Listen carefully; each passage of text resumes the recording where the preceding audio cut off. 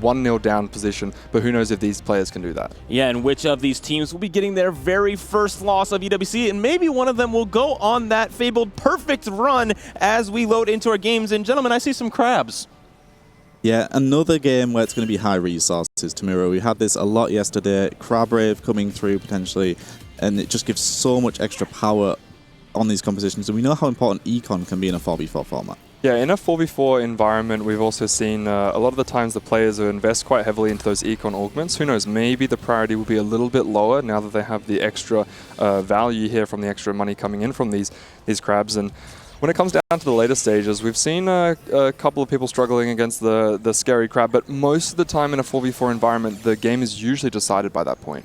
Yeah, it certainly is. And if you don't have the direction really early on and you know exactly where you're going, then getting to this late game makes it so much more difficult. And as you've said, by the time it gets to the potential of Stage 5, Stage 6, we almost always know the outcome already by that point. So these early games have been even more so important. Feels like by the end of Stage 2, start of Stage 3, we're really starting to get an idea of which team has the strongest spot. Yeah, you can just see here a lot of these players selling out a lot of the units that have been dropped to them because they want to make 10 gold. You can make interest in Stage 1, so they're already building up even more money on top of the fact that they are getting a lot from these crabs. Of course, sometimes if your bench is full of a lot of nice units, players don't necessarily need to make Econ in Stage 1 because they recognize they're going to be getting so much throughout the game that it's actually better to build a stronger board. Maybe the context of that changes a little bit in a 4v4 environment because we've just seen such a high priority on picking up Econ on Econ. And we do have Paddleball in the right corner there. Not quite Milk in this instance, but one of our French veteran players, a player that I feel like right at the beginning of the EMEA circuit was right at the top of everyone's ranking system. Everybody respected Paddleball, and to still be here so many sets later competing at the highest level, incredible. And you can just see him, a little bit of a head tilt there. He's saying, guys, I have Treasure Hunt. So yeah. Well, no matter what you guys do, I'm playing for the win out. Everyone back off. I have a GP. I have Treasure Hunt. We've seen this dance before, and they almost always end up in a top 2 position. I mean, ultimately, this would be a pretty good prismatic augment, and it's a gold augment. So that shows how incredibly powerful this is, and it opens up so many lines. Yes, he has the early GP, which we know is the highest cap, but any reroll can have success with it. We've seen even fast 8 boards. You still eventually get to the point where the value arrives from the augment, and it just gives you so much extra power. Yeah, and it hasn't hit the stretchy arms yet, but a lot of the times these players will settle for something like the Midas Touch just to generate a little bit more econ, and then of course they can convert that into rolls, which will pair really well with hitting GP2 in Stage 3, ideally, and then also the Treasure Hunt to be proccing that to just benefit from the rewards.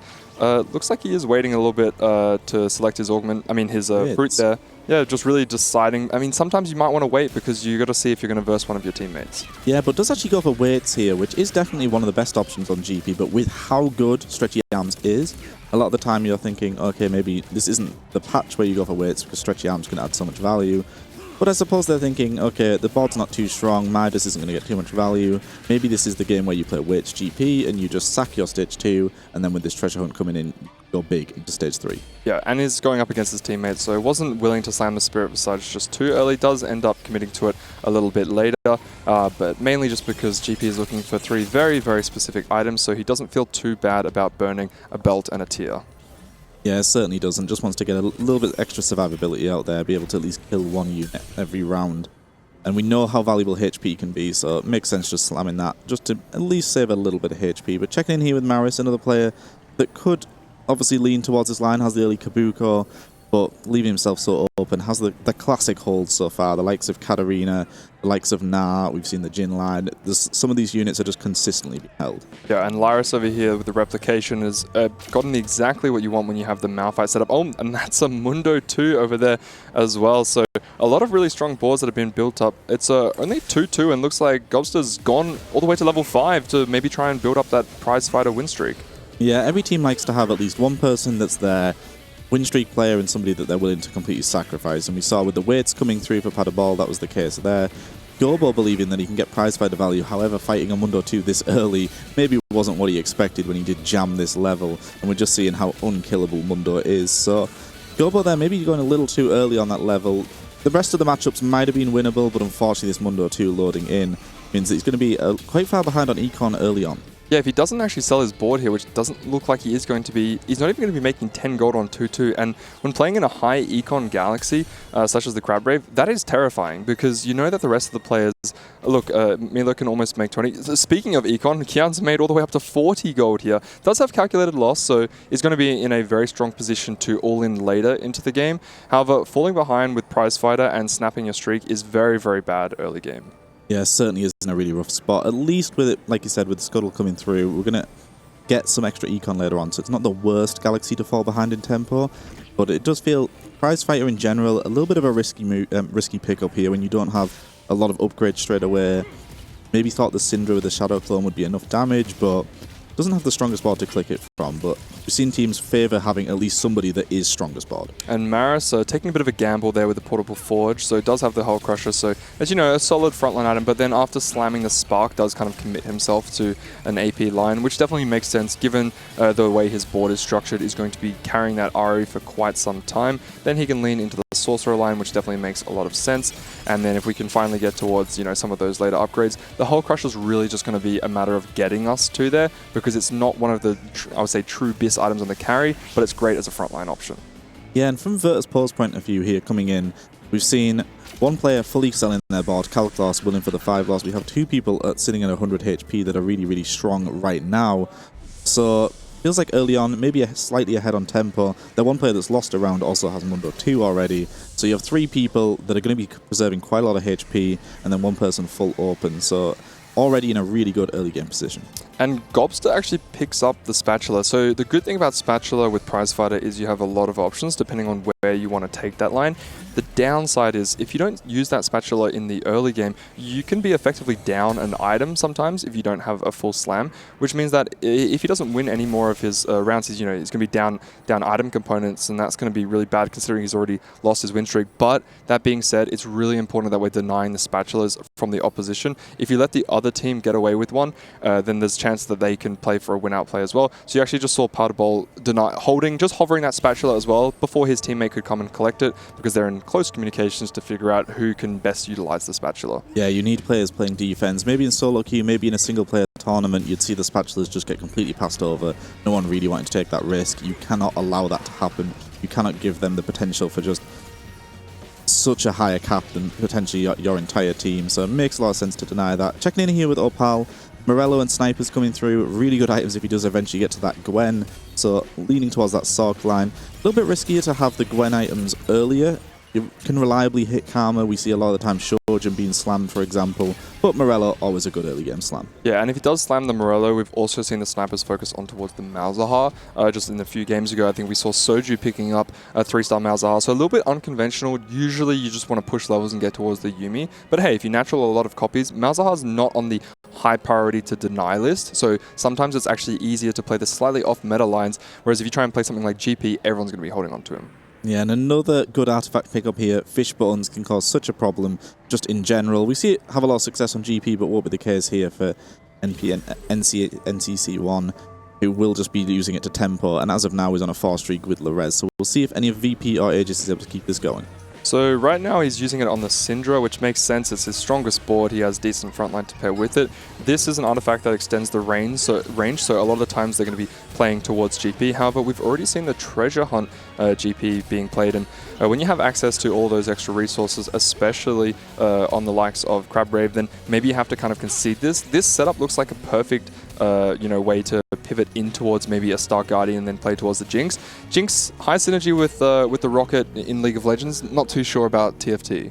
No, I'm not entirely too sure there, but we can see the value of it at least in the early game there, because it just gets behind those mega tanks. The likes of Malphite, the likes of Leona, solo frontliners. Doesn't matter if you have fish bones, it just snipes that backline, and we saw exactly the case there, making the difference. Milo on the back of that early Mundo 2 as well, now on a win streak, which we're no surprise at. Khan didn't get griefed, so at least for Paddleball's sake, though, he did avoid him the full stage because he was not able to out-open him. So 2 5 losses there. So for Aegis, not too bad considering they had the potential to have Paddleball's spot completely griefed. Yep, most definitely. As we do see, there was a Jarvan picked up, the Sorcerer player as well. Getting the replication and getting lucky enough to get that chain on towards the Bramble is going to be very, very powerful when playing towards the Malphite, as of course his ability scales very well with the armor, so that's quite nice. And this is going to be a huge roll down if we do want to commit to this crew line. As we know, lots of these crew players will roll down on 3-1. That's over 80 gold to roll down for this crew board. Commonly, we'll actually see the Ziggs 2 quite early as well. Yeah, and there's so much gold coming through there. So if you have the likes of Gobo, who had pushed that level 5, the amount of gold that's just instantly came back in off the back of those crabs is just going to allow you to get back up here. And for the rest, maybe the potential to go all the way might have been tempting, because then you can't get denied as often. At least gets to the Malphite. This is the key unit. Way more important to hit early than the likes of Sivir. Maybe needs to avoid the bait of a Janna 3, just 2-star that unit. We've seen it yesterday. People fell for this trap a little bit too often. Yeah, they fall for the trap, especially when they don't have items. Look, I can see the argument for playing if you do get the Ziggs items relatively early, but then as soon as you do get a Ziggs 2 online, a lot of the times you want to swap anyway, so it doesn't make a whole lot of sense to 3-star her. Look, if you're in Crab Rave and you've already hit the rest of your board and you have extra money, then sure, of course, but usually the higher priority is going to be getting those crew units so that you can push levels and reap the rewards. I think it definitely depends on the spot of your team as well. Paddleball is going for the GP reroll. As of now, I don't think anyone on Virtus.pro side is rerolling a 2 cost. Potentially there's that Jin Mundo line. So then Janna could be helpful if you're allowing your teammate to get there even faster. So Recombobulator skipped over absolutely immediately. We are playing towards the GP. Climb the Ladder doesn't have too many synergies, so we're just going to be playing a little bit more patiently. Look, the items, they're okay. We have the IE as well as the Edge of Night. We've seen a lot of priority towards the Edge of Night. You can play a little bit more of a risky GP with the Rageblade, Kraken and IE. This way he does a lot more damage. However, in this kind of setup, if he doesn't have access to the Edge of Night, a lot of the times he will get jumped on, and you really just need that second life. I think it's very, very important when playing towards the GP line. It's a slightly different spot we've seen from a lot of the GP players so far, because it's always been go to 0, 2-star the whole board, kick on in tempo, farm gold. But off the back of weights, and then obviously we have Treasure Hunt coming through, it's a slower paced GP game, and we know GP can win out. Often we've seen it just punish the lobby though, it just go on that win streak. So a slightly different version, but should still have the, well, an even higher cap based on his potential organ. Yeah, most definitely. So get another look at the Fishbones here. Has slammed the IE and the Shojin, so it does look like it's playing towards the Jinx line, which would make sense. Having those item setups definitely make a very strong board. Jinx, though, when playing in the Star Guardian line, we haven't seen too much success with it. It's been a comp that's fallen out of favor. Very strong on the A patch, but as of recently, a lot of the other comps that have taken over in the meta have kind of been able to shut it down. Poppy doesn't go infinite as she might have done in previous patches, so sometimes it's really, really difficult to keep up. However, you know, sometimes in a matchup, you just need a strong player who can play tempo, sacrifice some HP later into the game, and then just start playing defense. Yeah, that certainly will be the case. We saw the streak there, Milo, actually coming to an end against the crew player, but this Mundo did start to fall down. And a little bit of an awkward spot here. He is going to be just going for this Jin Mundo reroll, but the +1 heavyweight, I guess we're going to see a heavyweight reroll version. There is the overlap, of course, with the likes of Aatrox, but maybe not. We didn't know exactly what his options were, so maybe it wasn't his first choice for an Organ pick. Yep, or maybe it could have just given him a strong line to play in towards the stage 3, so it made sense for his current position. As we do see, NCC1 is on a very, very nice streak here, sitting at 100 HP, and so I don't think it really matters what comp he plays into. He's going to be in a very comfortable position, and we've seen this out of Virtus.pro. These players are very good at choosing comfortable lines, saving a lot of HP, so they can start playing defense as early as possible. And I would like to notice there is a Tactician's Crown on this board, so a player that is already in a really, really great spot has a copy of Yuumi as well, so off the back of leveling early with that 5 and on the prize fighter, we thought maybe that could cause him a little bit of problems here, but more than comfortable. Really strong second augment coming through for extra combat power as well, but the early Yuumi and the early Tactician's Crown to mirror, just so much power. Yeah, and as I mentioned before, picking up that spatula sometimes means you don't get to slam, which would have been the case. It would have been holding on to that all the way up until his Krugs, but ended up working out quite well for him, and Yuumi doesn't even need a mana gen item when playing with all of those prodigies, so having those multiple damage amp items and the Gunblade to heal the front line makes for a very strong board. And we haven't seen too many spicy 4-cost ones here, but I do see a Chain Leona, which is very, very ideal for him. Yeah, and just zooming out here, obviously Maris does have a spatula himself, potentially, so something to keep an eye on. But we do see Lares on that crew line. Opal the one player that's a little bit more open is going towards that Sorks, Paddleball on GP, whereas Virtus.pro have definitely been pushing ahead in tempo, but maybe don't have as clear direction, whereas the likes of Gabuster for AEGIS, we know where they're taking this game. Yep, and Maris there actually picks up the Leona, so the chain not necessarily probably what he's going for with the spatula, but maybe playing a little bit of defense. Does have that metabolic 3-2, so he was able to get himself out a little bit earlier. So we've talked about how Econ is very, very important in the likes of 4v4. HP as well, preservation. You can use that to try and edge out a few more placements between you and your teammates. And of course, anything that allows you to get into the carousel faster is going to be a huge advantage, especially when playing in a 4v4 environment. We've also seen Young, Wild and Free as a high priority for that reason too. Checking back in here with Paddleball, still fairly healthy considering he's going for this lose streak approach, so has been able to kill a few units still in most of these matchups, and is just going to be getting so strong relatively quickly. I mean, this is the player that we expect for AEGIS to be challenging for that win-out position. And has managed to pick himself up 3 very nice GP items there. Is just missing out on the Rage Blade, which is usually a higher priority towards the end of the game when you want that infinite GP to just keep scaling. Notice how he's actually kept a component anvil there on towards his bench. This is perfect because he doesn't actually need the component right now, so he can just wait until he gets to Wolves, see what Mort Dog decides to give him. If he gets a rod, then he can rip it and hope that he gets a bow and vice versa, or he can just prioritize some more Copper Coat items if he naturals both components. Even more power coming through because we'll be getting the extra augment power coming from his third augment, having the ability to have 1 tier higher than everybody else in the team. And this is an augment I hadn't thought about how good it is in 4v4, because that intel, your team knows it's not prismatic coming up, whereas the other team, potentially that it could be something they are considering. It's good intel to note. That being said, though, by taking it, you're kind of letting the other team know. So maybe that's something that we just kind of missed up until now. But these players, when they get the silver, I'm sure when they get that, that's a little bit of intel that they would have been telling their teammates. But no, taking it in his spot definitely makes a lot of sense.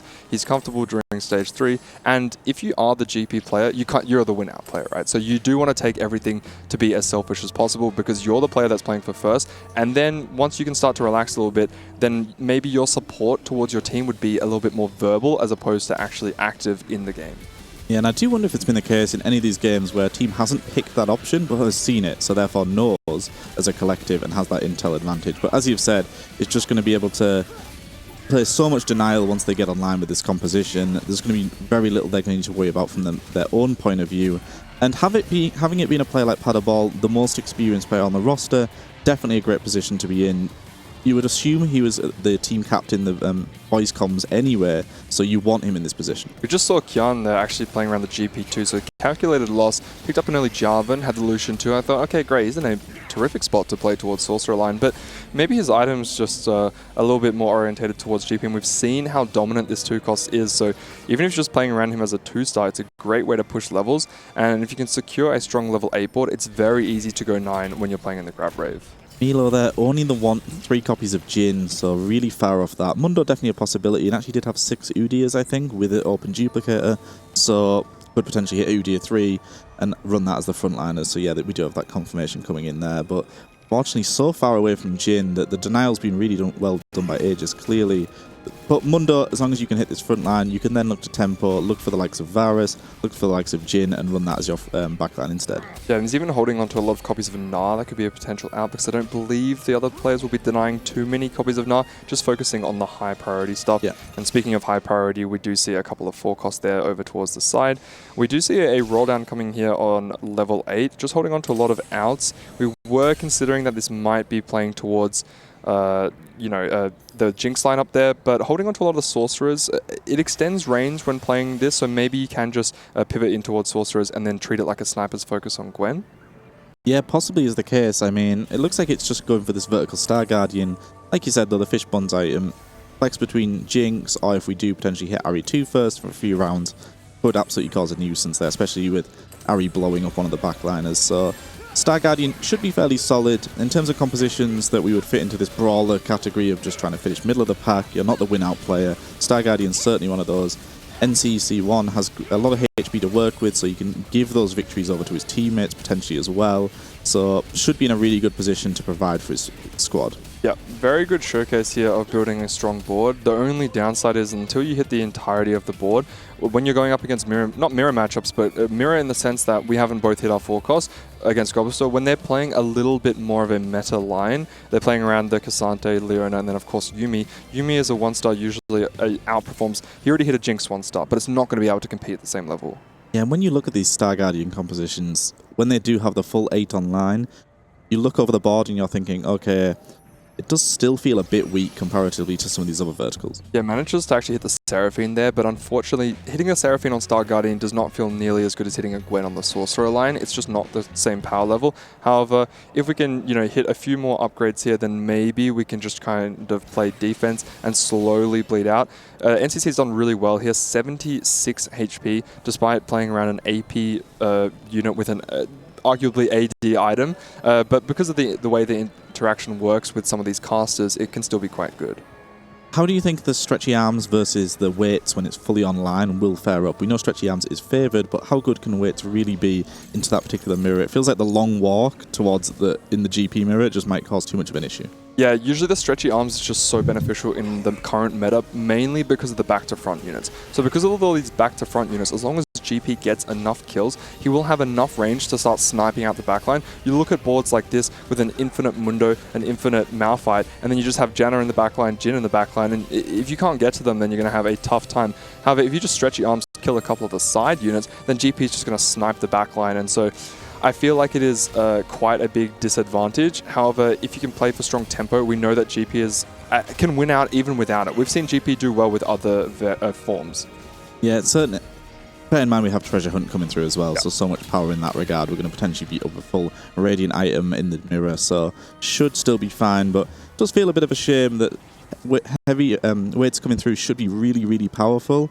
But unfortunately, it's still, even against in that one particular matchup, might struggle. But we're seeing here Padaball getting the Tactician's Crown coming through, so it can just splash a few extra traits, has the +1 Strategist as well. So should be in a really strong position, and it has even more value coming through from Treasure Hunt later in the game. Yeah, and it's taken that max cap, so it's going to be rolling down a lot of his gold there, but then that makes a lot of sense because it synergizes quite well there with his Treasure Hunt. And if you look across the board here for Aegis, they're actually looking quite nice because Padaball sitting on 39 HP, but if he can play for win-out position, you look at two of his teammates up there in 1-2 in terms of HP preservation. So sure, even if Opal does lose a couple of rounds coming up, they're in a very comfortable position to try and just have 3 people in the top 4. And Gobo there, the player on the win streak, 0 gold again. So this prize fighter player has really been focused on, I'll just play strongest board constantly, I'll keep leveling, I'll keep rolling, I'll be the tempo setter. As you've said, really important to have. We see how powerful this Mundo is. You'd assume there's not too much damage behind it when you look at the items on top of Jhin, but it doesn't matter if you can never kill that Mundo frontliner, then it's just so difficult to get through. Yeah, and the heavyweight's still actually looking pretty decent onto the Mundo at the front line. It's technically a 3rd item, so it gives him another trait, and then that works out quite well. Yone and Lee Sin as the 5 costs here on this carousel, not high priority, as we've seen a lot of the 5 costs can really make boards come alive, but unfortunately in the current patch we haven't seen too much out of these melee carries. No, we certainly haven't. Just having an overview here, Lires did end up going for that Janna 3, but like you said, really good items on top of it now, so the double Archangel, suddenly it's much more viable. We've seen it struggle when it was just the item holder for this Ziggs unit and then just left without items, so made this work, whereas Milo did finally hit that Jhin 3 as we saw in the previous round. So a lot of the 2 costs are coming online. Opal here finally gets the Sniper's Focus, Gwen potentially online, but is only 1 life. Yeah, so that's quite terrifying that it's taken this long to get here. Sniper's Focus there. The Karma items do look quite nice. Having the Shadow Clone, of course, is very good as well. Frontline lacking a little bit. Only 1 Declaw, so if he goes up against any AD matchups, I think he's going to have a tough time, especially when Sorcerers are a line that can do so much damage. If you don't have that initial Jarvan cast, no Val, no other mana generation, it can be quite difficult. And speaking of which, we are going up against a very AD-heavy matchup. I'm sure this Swain is going to get absolutely obliterated with only a Declaw. Yeah, Swain's not going to be able to survive this at all. And we see Padaball, unfortunately, potentially taking down his teammate. GP wrapping straight onto there. The Aegis squad may be thinking, oh, Pal's spot was just too doomed anyway. We don't want Padaball, who hasn't had the tempo GP game, to be getting too low. So Opal here will be falling out into 8th place. Maybe a decision by Aegis that, okay, Padaball's our win-out player. Unfortunately, Opal doesn't have much more upside from here. Yeah, and we can look at another GP player over here, Kian. So, as I mentioned before, had the calculated loss. Looked like it was a decent sorcerer setup, but instead probably got some pretty AD-heavy items and decided to pivot in towards Gangplank. So, rolled down quite a lot, got the Teacher's Council, so very, very strong here. Did actually manage to get a lot online, and you can see that defense that's been playing. There's a Leona too, the Yumi's on the bench as well. And on NCC's board, we finally have managed to get towards the Jinx. Is still carrying the Syndra. The Rising Chaos is so powerful, and is still using the front line unstoppable there on towards the Nico. Now, is this augment that good that you just keep this online, because swapping to the Poppy doesn't make a lot of sense if you're going to lose that unstoppable? Yeah, certainly won't. And without that, the front line is really lacking in the Star Guardian composition. You don't have much meat up there. And it's a shame for the likes of Seraphine that unfortunately this Rising Chaos Syndra is just a better option. But it does feel like this composition doesn't have the highest cap in this particular lobby. And we're seeing the value of Unstoppable there comparatively. We're going to be killing a lot more units by having that on the board. It's kind of just dashing and dodging away. You can see he got onto the GP twice. Unfortunately, that meant that all the melee carries of Kian did get on towards the backline, but Jinx is doing quite well. Rising Chaos is doing a lot of damage there out of the Syndra. And what a interesting fight that was, because the Nico was just dashing around and disrupting the GP. Meanwhile, the backline was doing so much damage, the likes of the Star Guardians. Yeah, Unstoppable can just cause such a nuisance, especially if potentially we end up leveling, getting Sniper in. It can provide more value that way for the Jinx. Maris on a 5-loss streak here, level 8, 7 gold. Doesn't have much more upside. Milo now losing 2 rounds in a row. We saw Kian losing that 1 round as well. So for this VP squad, starting to fail away a little bit, whereas there's a big HP, 2 players at least on big HP, but NCC and Kian still have a lot to work with as well. Yeah, and I don't know if Kian's going to be able to find this Gangplank. Does have a lot of gold. It's going to have to start selling some units. We've talked about this before, that it's very, very difficult to play defense when you are playing towards this GP line. There's so many units that you want to upgrade, and as you can see, he's starting to rip his component anvils as soon as possible, just because he wants to slam all of his items, then keep rolling and still play defense. If the Yuumi 2 is no longer required, he can start selling the Yuumi and the Leona once the other players hit that. But for now, we're going to have to play as much defense as possible, as we do get a nice look at Gobster's board, who's still carrying that Cassante because Leona is being played on defense and being stolen away. You can see he is holding a GP in retaliation, so you hold my Leonas, I'll hold your GP. Yeah, and is aware that his teammate on the GP line is the stronger of the two right now, is the player that's win streaking, has these scaling augments. So Gobo here, really solid line. Sometimes it's a little awkward to try fit the likes of Zyra and then Cassante if you miss that Leona, but obviously with this Tactician's Crown coming through, extra room on this board, which has just allowed that front line to come through. Because if we didn't have Leona 2 and we didn't have the room for Cassante, we would be in a really rough spot. But we can see this back line heavily itemized. That is really the dream scenario, when you've got a player on your own playing GP and then one on the opposition. As soon as your player hits, great, green light. Keep rolling, hold on to extra copies of GP, and now we can start to play defense on a unit that my own teammate is playing, because he's already 3-starred it. And so Partable looking quite comfortable with all of that extra econ. You can see their Maris dropping out. So now we really have a game on our hands, because it's looking super close. A lot of the VP players can still make it into the top 4. However, that being said, it does look like Partable's managed to get himself into this infamous GP lineup that we know can definitely win out. Yeah, Paddleball also lives to work with if potentially he needs to give a win over to Gobo or Lires when they have the guaranteed matchups later on. We saw Gobo there, his composition matched up fairly well, but that unkillable Mundo was just too much for the board. And Gobo will never be taking really big losses. He's strong enough for sure, where even if he is losing rounds, Yuumi especially is going to blow things up.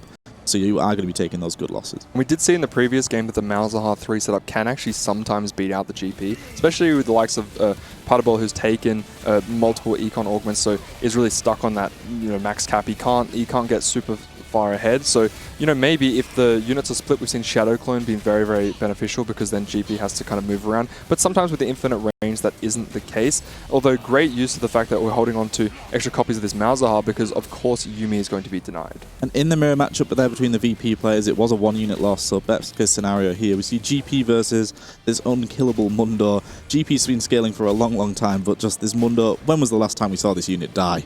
No, he just never dies. You can see there Kian taking 1-unit loss though, but that's perfectly fine. Mundo absolutely unkillable. Going to be rolling down a little bit more here potentially, as we are quite close to the Gangplank, but still trying to hold on to extra copies. It's just going to chill. Maybe the matchups are a little bit more favorable. I mean, this is a really nice setup. If you look at the items across the board, is exactly what you want to see. really solid tank options. I mean, haven't really got too many good items on some of the lesser carries, but the Kobuko's got exactly what he needs. Jarvan with the TG, another TG as well towards the Udyr. So it really comes down to a bit of RNG if these guys can roll some good items. Or maybe if we have a couple of extra removers, then we can get true business. And the HP totals in this lobby are so close. Top of the standings, 42, 32, Gobo in 6th place. So it's anybody's to play for at this point. There's not somebody with a bunch of HP they can sacrifice for. There's not people in elimination range, so it does show how close this lobby's been. Kian just wants to hit at least. Yep, so one Gangplank, you see there, there was over the overlay, one Gangplank left in the pool, 0.8% chance of rolling it. So maybe that's why Kian is willing to take a couple of losses here and not roll all of his gold, although that strategy is going to have to change soon. Yeah, certainly the case. I mean, at that point, there's no point rolling. You have to wait for one of them to die. Doesn't look like particularly either of them will be soon. We finally see this Mundo does fall, so this infinitely scaling Janet, and along with the Rageblade on top of Ziggs, is enough to get through it. This Mundo's really been just absolutely unkillable, but double Archangel and a Rageblade just allows you that time in the fight, which Mundo's always going to provide to scale up. Yeah, so Lyra's actually showing up and showing how you can play Janna. We've seen a lot of these players struggle by getting baited into trying to 3-star her when it didn't really make sense. But going for the mana generation paired with the double Archangels definitely makes a lot of sense. I can see why it works well on the Janna because she is a utility unit. At the end of the day, she does do damage. However, if you build some of these offensive items that you would prefer on like Siva or Ziggs, a lot of her utility actually comes from her shielding as well. So it's not necessarily only about that. And she has really good AP scaling, so stacking that Archangels where it wouldn't make sense on other units makes sense on Janna. Yeah, and the infinite scaling keeps your Sunfire alive much longer, your Spark alive much longer, which is needed in those matchups. And I think when we've seen it fail before, as you've said, people have been spamming Rageblade Red, buff, JG, they're like, okay, I can hold it on this until I get Ziggs. However, in this case, Lares has fully itemized it. That's an interesting setup there with the Cassante. I just noticed that he actually has Unstoppable. Bullet held great on towards the Yuumi. Unstoppable can be a little bit scary. If you know that you're going up against that matchup, there are ways that you can position your front line, which will bait the Cassante to start charging away over towards it, and then you can try and wrap them. So if there's any melee matchups there, Gobstone needs to be very careful that he has other units that can bait those melee units away if the Cassante goes away. Yeah, it would be an absolute disaster to just get wrapped on top of this Yuumi and just have the fight instantly lost from something as simple as that. We see here though Gobo taking a pretty big loss to his own teammates, so it shows how powerful Lares is in the past 2 rounds. NCC1 dropping down here, this Star Guardian composition, we know this is roughly where it's going to finish, it's middle of the pack. He has got it online, but it's just unfortunately not as strong as the meta comps. I think he's done well. Look, he didn't hit super early when he did his initial roll down in stage 4. However, he's made it quite far in the distance, but it just seems that a lot of these players have had those 1-unit losses. We've seen Mundo go infinite, we've seen GP go infinite, and if these are the units that are killing the opposition, then even if you saved a lot of HP getting up to stage 4, as we head on into the last round of stage 5, you've done all you really can, but unfortunately in a 4v4 setting, sometimes these player losses are going to be quite minimal.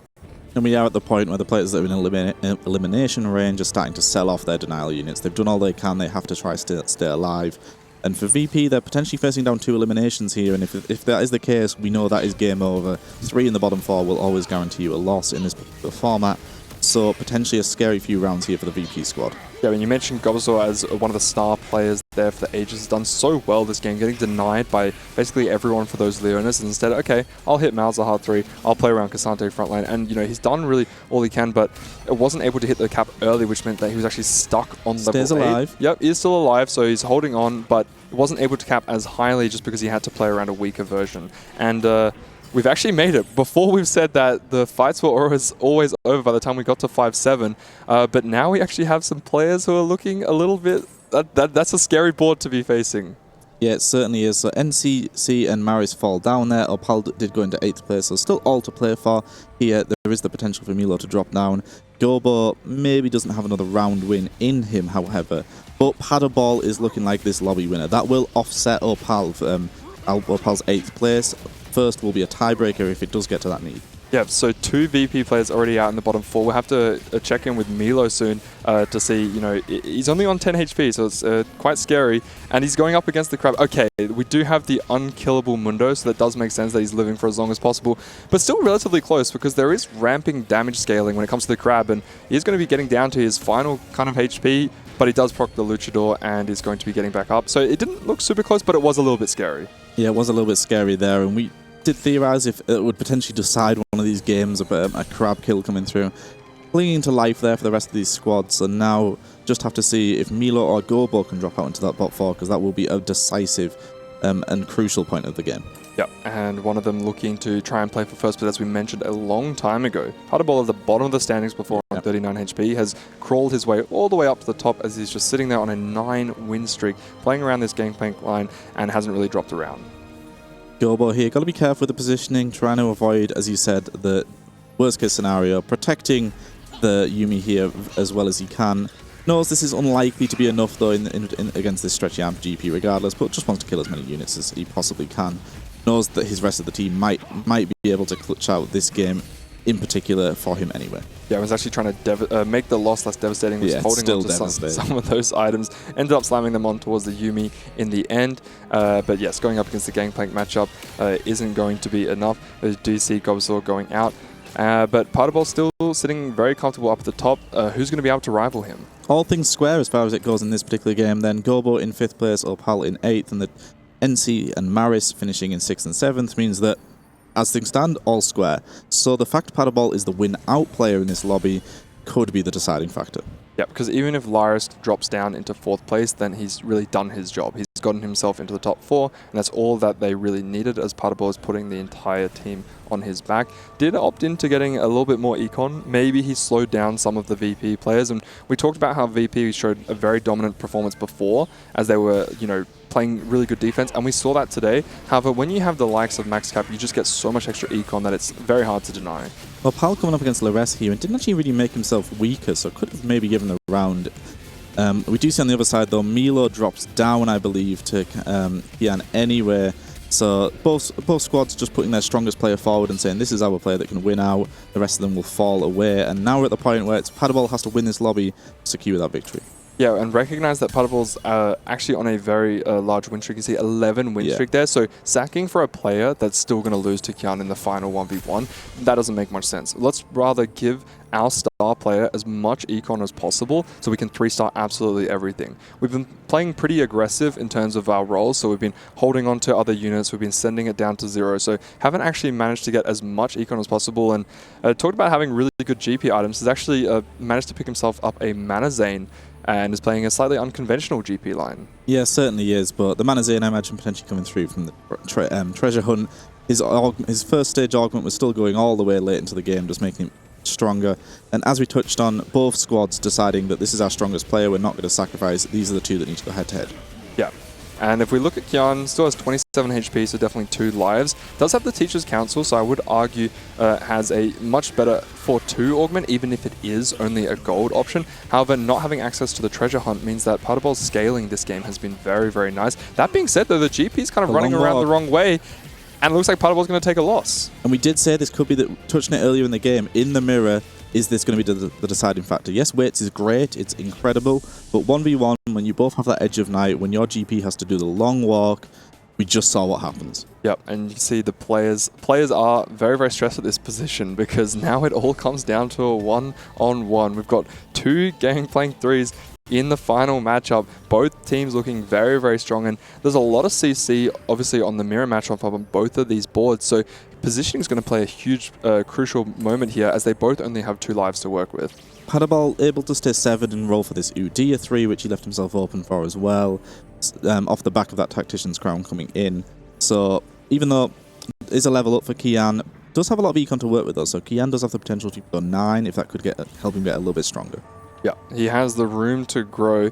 We'll see if he can win a matchup here. I mean, if they both take a loss, then we will actually go the distance and we'll be able to shuffle that up. But that is the only scenario in which that happens. Or you could just win 2 rounds in a row and you'll be happy with that as well. Yasuo and GP on the side of Kian's taking down the same unit. Yasuo on towards the backside. GP is going to start stacking up those kills onto it. And the Udia 3 is tanking for as long as possible, but this GP has a lot of range to work with. And the Mana Zane GP is now getting stunned up in the backline. GP infinite range does get stunned one more time, but it looks like he has the range advantage every single time against Putterball. And how do you stop this if you're Putterball? If you're thinking, well, I committed to weights the whole game, I was happy with it as an option. Are you going to attempt a reroll to try and find stretchy arms if you think it's the only way you can win? Such a massive risk. Positioning for Paddleball is just so much more difficult, where Kian knows he can keep this GP safe.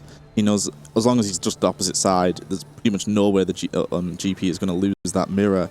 So such a difficult spot for Paddleball to be in. And look at Kian's quick fingers, constantly swapping, making Paddleball be guessing the whole time, is moving the units. You know, I'm in your head, I'm just going to keep doing this. There's so much CC you have to dodge. Look at Paddleball's positioning. He has so much he needs to move. He's got the Strategist emblem, which is buffing both the Yasuo and the GP. He is playing around the Mana Zane. He can swap the Copico over towards the right side, but he has to swap 4 units, and it's so easy for Kian to react, especially on 0 ping. Doesn't get the Strategist emblem off, but is the same side as the GP, which might end up being the factor here. As you said, too much to do otherwise. His GP is the same side as the rivals, though, so isn't necessarily going to have to do the long walk. Might be able to get onto it early enough. The GP straight on top of it. Edge of Night proc, though, and buff the aggro.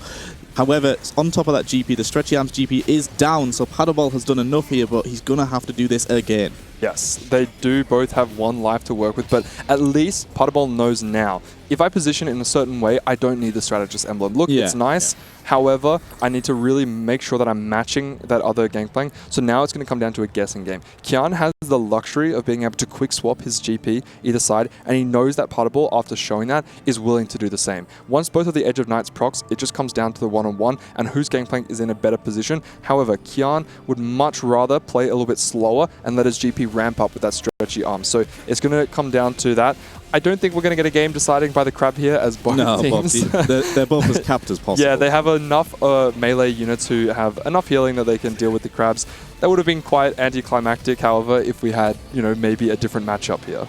We saw the value of weights, at least when you're on the same side. Your GP is just ultimately stronger.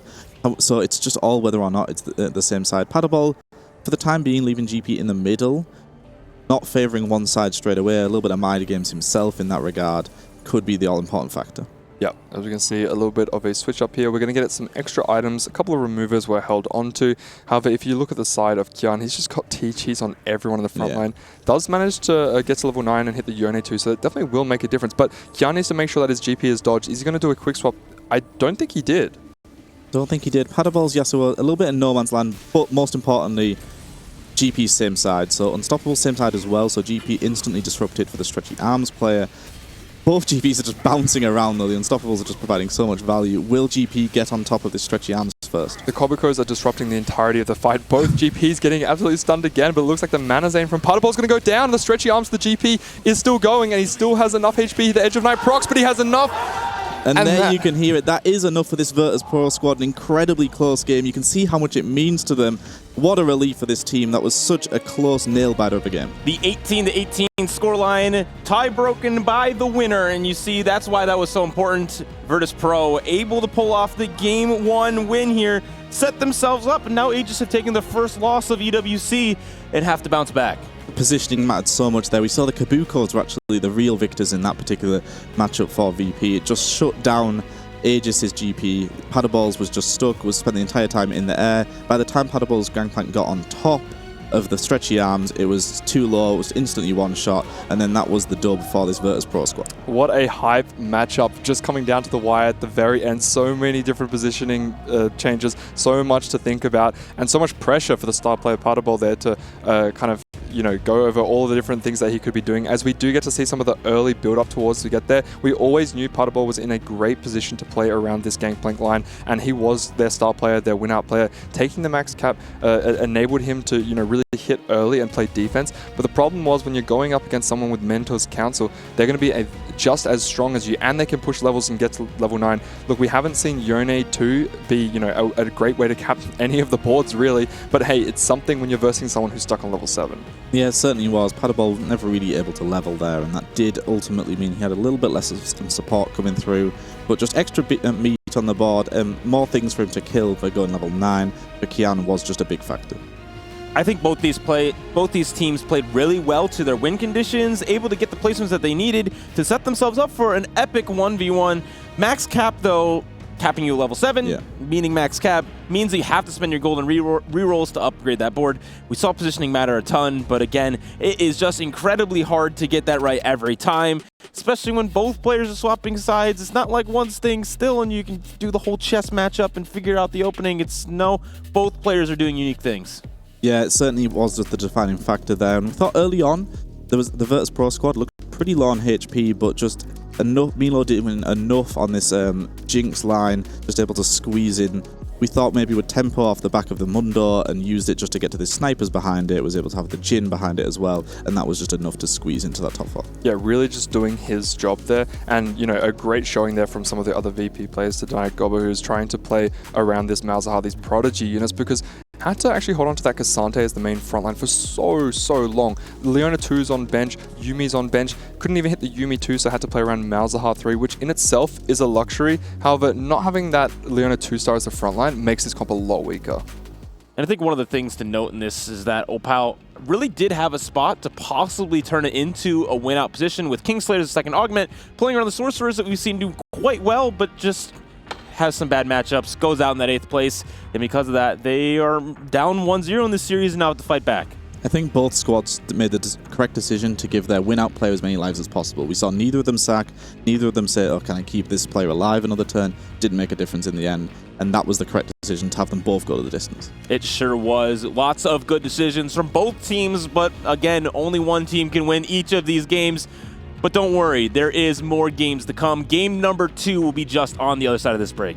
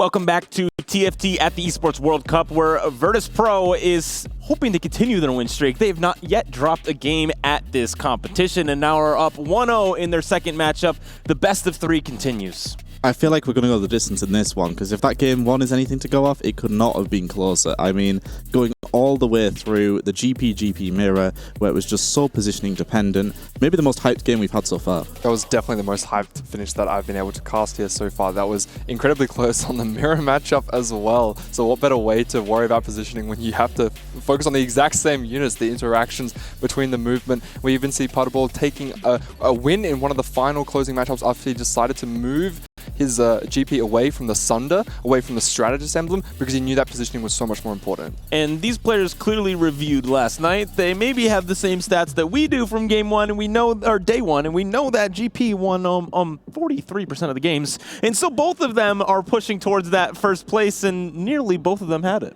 Having such a solid average when it ultimately was in some lobbies three-way contested, one of them was dropping out fairly early. We saw when it was at least three, there'd be a bottom two placement, but still the average was crazy. And along with Sorks, which was the other meta composition we thought we'd see a lot of, and that's just consistently reliable. Yeah, consistent. However, we did see the Sorks fall a little bit flat in that last game. How did the snipers focus? Did eventually get towards the Gwen, but the front line was lacking a little bit. Maybe a little bit more priority on front line might have gone a long way. We saw the declaw there on towards the Swain. However, when you're going up against multiple GP players, not just your own teammate, but also the opposition, they're not going to be sacking. So they're going to be going full throttle on towards the Swain, and he lasted maybe 1 or 2 seconds. And I think we saw this in the last series too.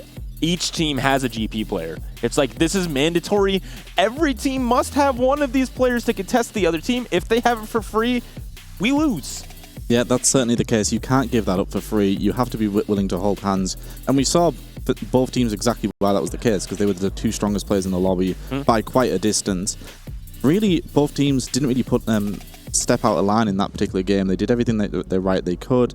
I do think both teams made the decision to just put these two players forward and see which one can win, and that ultimately worked out for this VP squad just barely. And I would also argue that Kian didn't even have the GP spot. He was the calculated loss player looking at Putterball going, oh, here's Treasure Hunt. Oh, he's got more Econ. Oh, you know, he's going to get max cap as well. He's got all these things working for him to hit GP3 first. Then once he hits it, his teammates are still going to be holding on to extra copies of that. And so Kian actually had to wait even longer to be able to win out that game. And we're going to know who's going to win out this series. Maybe it is in 2 games with Virtus.pro. Maybe we go to a game number 3. But let's see here. Gentlemen, take it away. Well, Virtus.pro will certainly be hoping they can follow on their footsteps from the first day and make a quick 2-0. Not only is it just you're through the day, you're into the qualification, you're into the bracket, you get that extra day off to mirror, an extra bit of time to VOD review, potentially to even look at your matchups. You could look at the game where you know you'll be placing the winner of and really get some insight into them. Yeah, especially when you're versing players that are in your group. A lot of these players decided not to actually scrim some of the players in their group just because they're worried a little bit more about giving away some of their tech. But that means there's a difference of play style. So every little thing to look at is very, very important. And as you mentioned, having that day off, having that extra time is super, super crucial. As we do see here, Kian picks up Nezreal too. Virtus.pro here really coming in swinging. A matchup you'd expect to go maybe 3 games when you look at it on paper. Has the potential here to win it in 2 if they do step up in this particular one. Beating one of the tournament, ultimately maybe the tournament favourite in that first game. And Virtus.pro as a club need a win. They're lacking it. They're really up there in the championship. I think they're sitting in about 5th place, but they don't have that all-important win. And could TFT be that the one defining factor for them? Yeah, if anything to go off their if these last 3 games are anything to go off, then of course, yes, I do believe that they are a side that can bring it home for their club. As we do get into the Augment selection first here, Cold Shot not commonly picked up. You'd have to have a very weak front, so it might get skipped up. But look how slow these players are taking these Augment selections. I think when you pick up the silvers, there's less direction that just locks you into something. When we've seen the prismatics, we've seen people pick up, you know, the protagonist, and then that just locks them into something. We've seen other players take, you know, Prismatic Destiny, and then they go, okay, sorry guys, I don't know what I'm playing, but I'm going to click this button, and then I'll let you know. Yeah, and even the augments that you might look at and think, well, that's not very good, they're not going to pick that, they still don't instantly roll over it, because there are these unique spots where it might be viable. As you said, Cold Shot, especially in 4v4, it doesn't really look that enticing, but it wasn't like it was instantly rolled over. They still thought about it, they still thought, are you the strongest player in the lobby? We'll have a look around. You did have a Sivir upgrade, potentially, but didn't opt for it. So even those augments that are lower priority, they're still discussing as a unit, is it the one spot? It might be an option. See, Partible here has picked up the delayed start, so won't be able to do anything for a little bit. However, does have a decently nice opener. He's going to be able to kill quite a few units and gives him a nice boost to his econ. Manages to make 10 gold on 2-1, which is perfect because econ is so highly prioritized here in this 4v4 environment. We saw Partible just off the back of the game taking max cap, so of course very heavily favors the econ, especially when it allows you to do damage control. Econ for this Aegis squad. We've got delayed start coming through. We've got AFK for Lares as well. 1-2-3 is coming in there for Opal. So and Gobo going for Pandora's Bench, which is very valuable in 4v4 and very valuable in particular for the French squads. The Gobos are taking the Pandora's Bench very valuable in 4v4 in the sense that even if you're getting denied, you can start to hit these other upgrades and then transform them into the units that you want. On top of that, if you start rolling 4-cost and you're playing in a 4-cost heavy lobby, you can't really miss, right? Because as long as you're hitting either your units or one of 4 other players on the opposition's team, you can start to play defense, which is great. That being said, though, is rolling a couple of these 2-costs. Hasn't slammed anything yet, so not too sure about his direction. Can definitely take it, you know, wherever he wants to go. As we do get a look at Kian's playing the Patient Study, so he's going to be playing a lot slower of a game. Has actually sold most of his units so he can make 20 gold here, which is going to put him into a very nice position. As we've already saw, he's pretty much doing what he did before with the calculated loss and then just pivoted into GP. Yeah, so the squads we've seen have a lot of success and really do have a designated opener. We saw that be the case for Citadel yesterday. We've seen it for this Virtus.pro squad. They're willing to have someone 5 loss, which some teams haven't really went that hard in on the full, just this person is not going to win a round. They'll be our econ-focused player. As you said, Gobo here, leaving himself fairly open. I think it's just how the Pandora's Bench rolls. As soon as he sees maybe multiple GPs on it, multiple Katarinas, then he'll know which way he's taking it. Yeah, I think the GPs is definitely be the high priority. We are holding on to a Lucian too, so you can play into the Sorcerer from this position, but it definitely makes a lot more sense to try and get your first GP and then just play into that mech. Mech is a great way to, you know, really have some solid front line, which synergizes well with the GP. Of course, playing around that Neferi 2-star as well synergizes with the Juggernaut, so that's going to work well as well. We also have Opalo here, who's picked up the 1-2-3s, so has a couple of upgrades here to work with, but mostly is just going to be using that for econ. A lot of the times you are going to be selling most of the units that you get, and that's perfectly fine. Building up the econ is important. Yeah, and it has this general strong core that we see, that this 4 just saves you so much HP, even though it's very cheap to run early. Does give himself the potential to actually reroll it. He hasn't pumped any levels yet, does have a few copies, and we have seen it be fairly successful. That's an Archangel Slam. I'd say relatively unconventional. It does lock you out of the Sorcerer line, just because the Sorcerers have so much base AP that building Rabadons or Archangels doesn't make a whole lot of sense.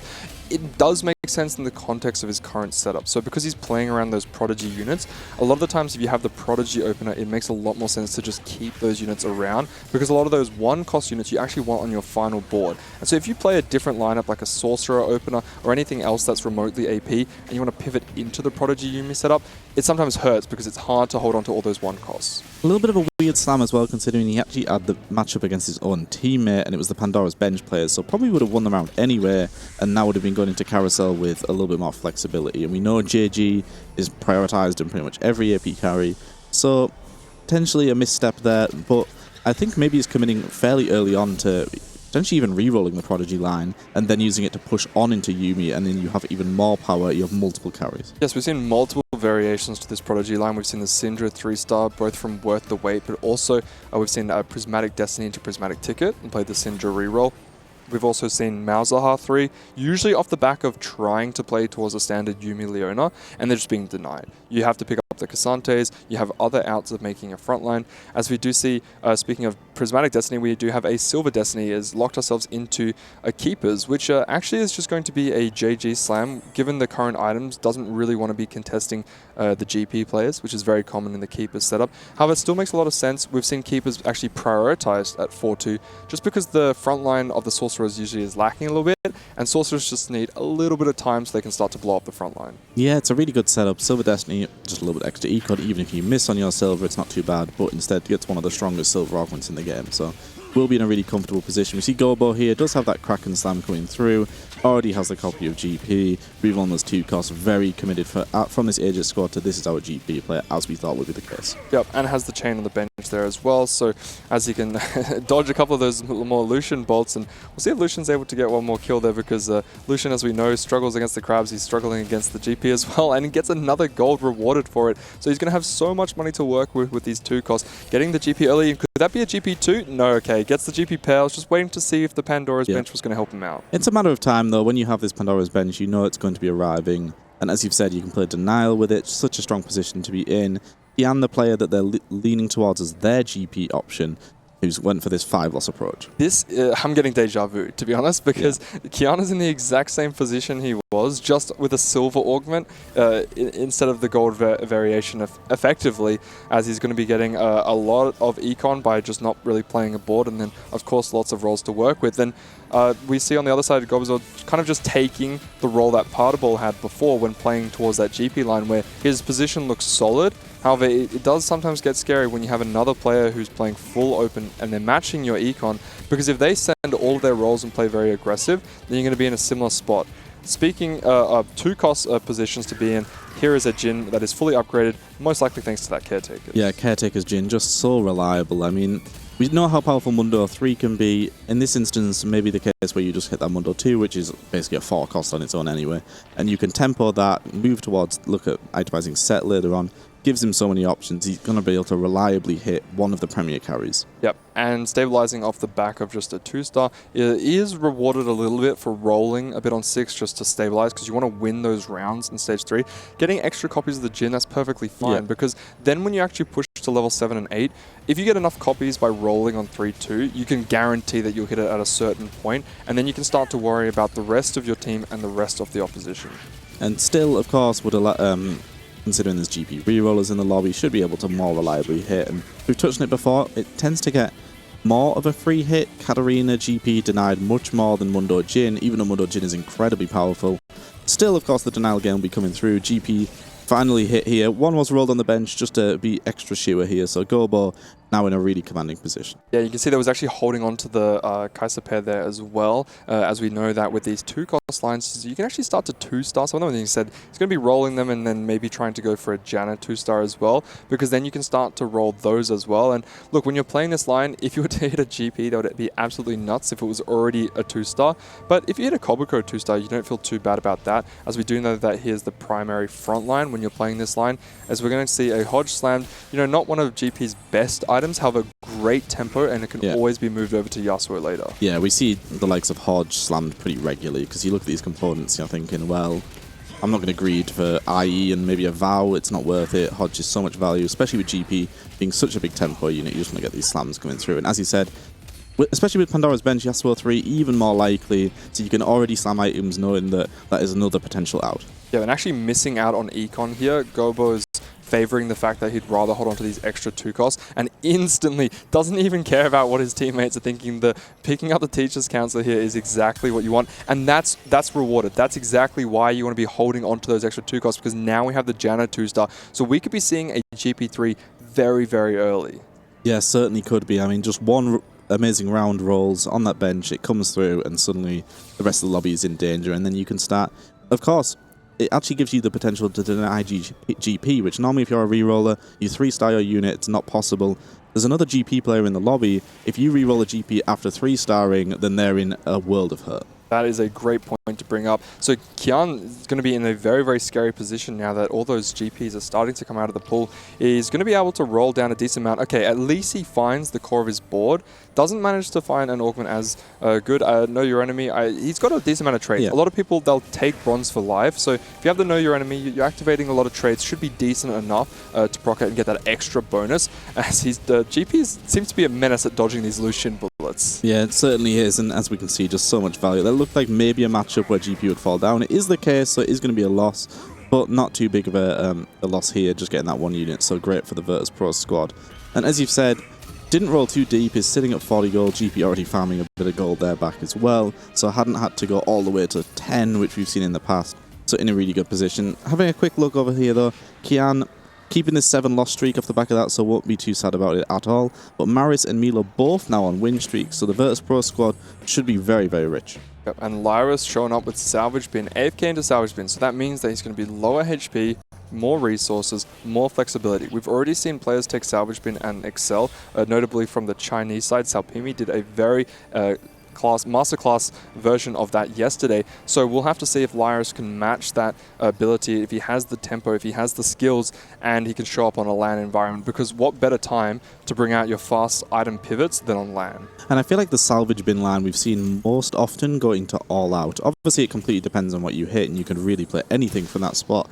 But we've seen All Out be something that you really want those best-in-slot items on both carries. Salvage Bin enables that. It's one of the fast 8 compositions, so you do want to be just slamming items and saving HP. So Salvage Bin, more often than not, can lead you in that route. Milo's taken up a slice of life there, so he's going to be getting a little bit of extra econ in the form of units, which is great. You can also play them.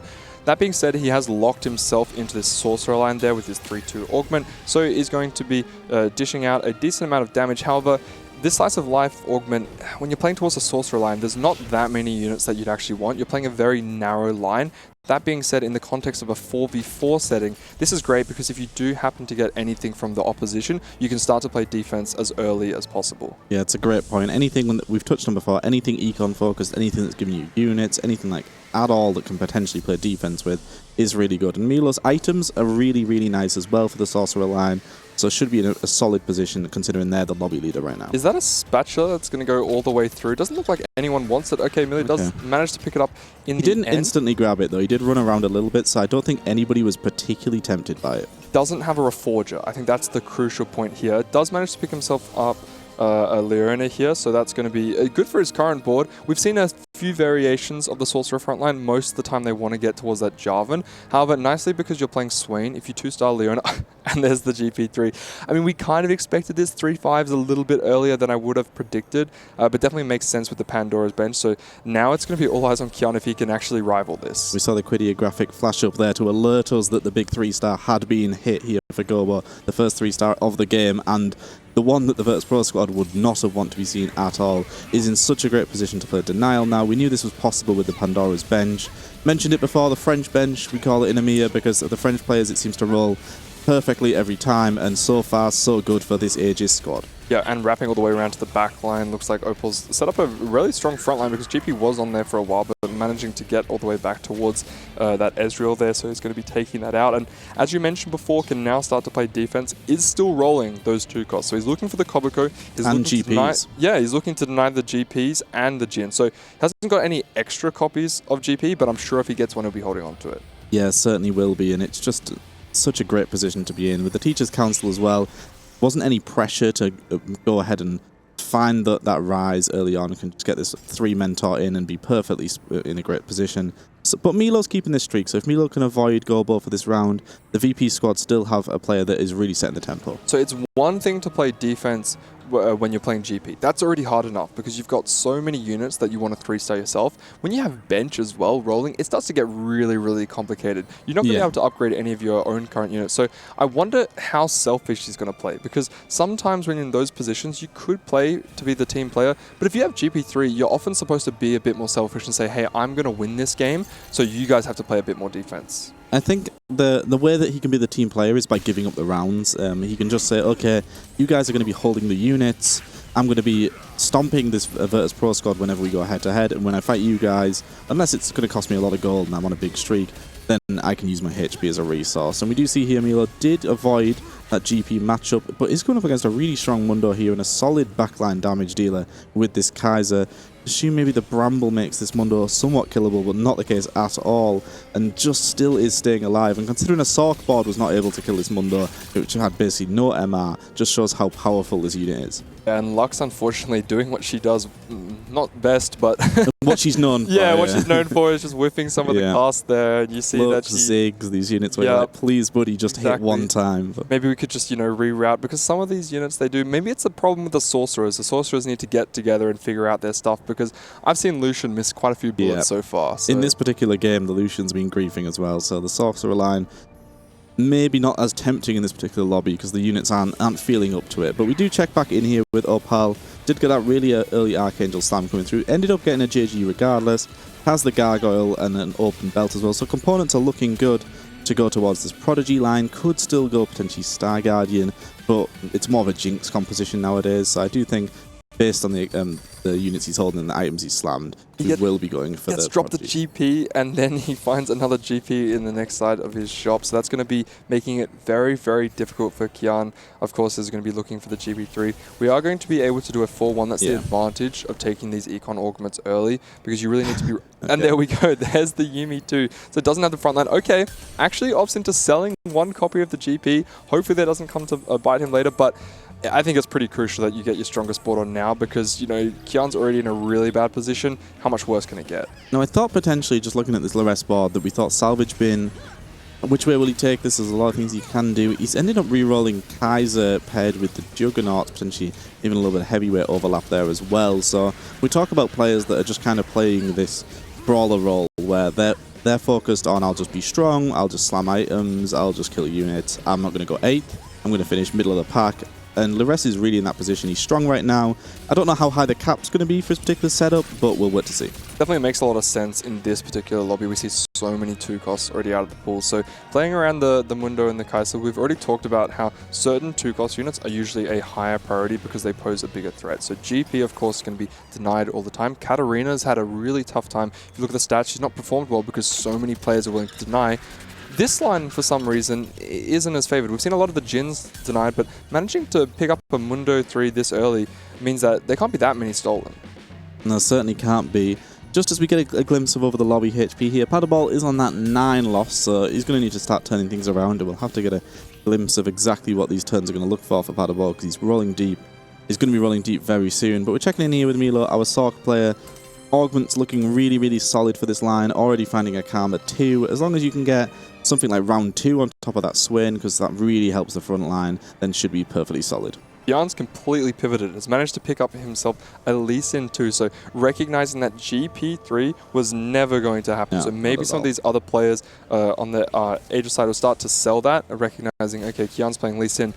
I've not seen Lee Sin solo carry do that well. I've not seen it that much. He is playing the Executioner version, I do believe. So he's going to be jumping all over the place, getting a decent amount of kills, and will Karma have enough damage to deal with it? It looks like it will. No Edge of Night on towards the Lee Sin, and Lee Sin's going down.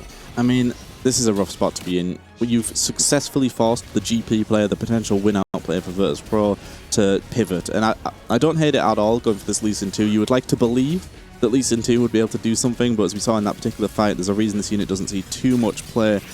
And unfortunately now, you look at that Virtus.pro squad and think, okay, this Aegis team have really put them on the back foot. A player now, though, that has got a lot of work to do. Paddleball, Gobo, we know is in a really good position, has just hit another great 3-star there, maybe the most important, but Paddleball here, so rich, was off the back of delayed start into forward thinking, so no wonder this massive loss streak occurred. Basically hasn't been playing the game until this point. Yeah, and did get a lot of econ, but the biggest problem with this kind of setup is you have so much money, and then now you can't do anything with it. So he had enough money to be able to roll down after proccing his forward thinking, and as you would expect, he's managed to hit his Swain 2, his Karma 2 in the backline. Doesn't even have 3 items there towards the Karma, and his Orkmans, the Blazing Soul there, is decent when you pair it with the Shojin. A little bit of attack speed on towards Shojin, doesn't have the Guard Breaker.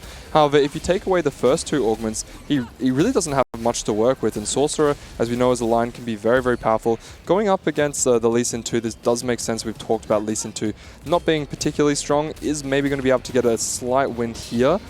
That being said, he needs to get at least one more win in these next 2 matchups so he can get to level 9 on stage 5. An important win though, because Kian has dropped down to 1 life themselves, and we saw Kian's in such a difficult position. Unfortunately went for this big pivot and then lost twice to 2 Sork players. I don't think they have much of a chance themselves of getting any more round wins. So Paddleball winning that particular matchup, the 1v1 for 8th place, could have been very important. And you can see Kian with his dying breath actually denies the glove there for the Stride Breaker on towards Paddleball. So Paddleball was first pick, however, was just on the slightly wrong side of the carousel there. So Kian doing absolutely everything he can, even if he knows he's going out in 8th. That's perfectly fine. He's just doing his best. Yeah, I mean, ultimately, for the Aegis squad, the Pandora's Bench, just so valuable. It showed exactly why you pick this type of augment in 4v4 setting, not just the value it's given him in just hitting quicker, the denial it's played here.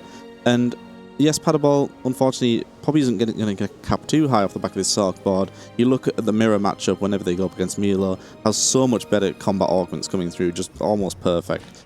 but Paddleball maybe has done enough, just eking out one position. Yes, done enough is the name of the game right now. But that is a great use of the spatula. We said it was not a super high priority when everyone just decided to skip it because no one was in a position to really fully utilize it.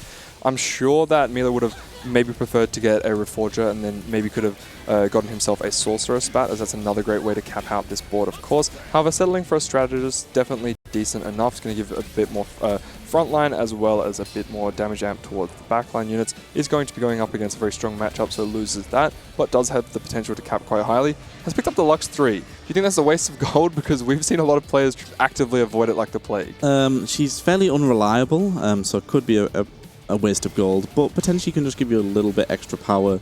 And we've seen how easy the 2 cost. You're also helping your team if you're taking a lot of 2 costs out of the pool. We saw the Kabuko able to arrive for the GP player, so it may have been the factor there. But we saw Kian is actually just barely alive. Lee Sin looked like it had almost wrapped on top of Yuumi, but still, unfortunately, just fell down. So even though the positioning seemed really good, Lee Sin just failing to keep up. Kian sitting there at 1 life, Paddleball holding on 17 HP. Most likely 2 lives if he does lose this final matchup. However, heading into stage 5, if he goes up against anyone strong on the VP side, could definitely be down to 1 life, depending on how many units he loses by, as we do get a side-by-side view of multiple matchups going ahead.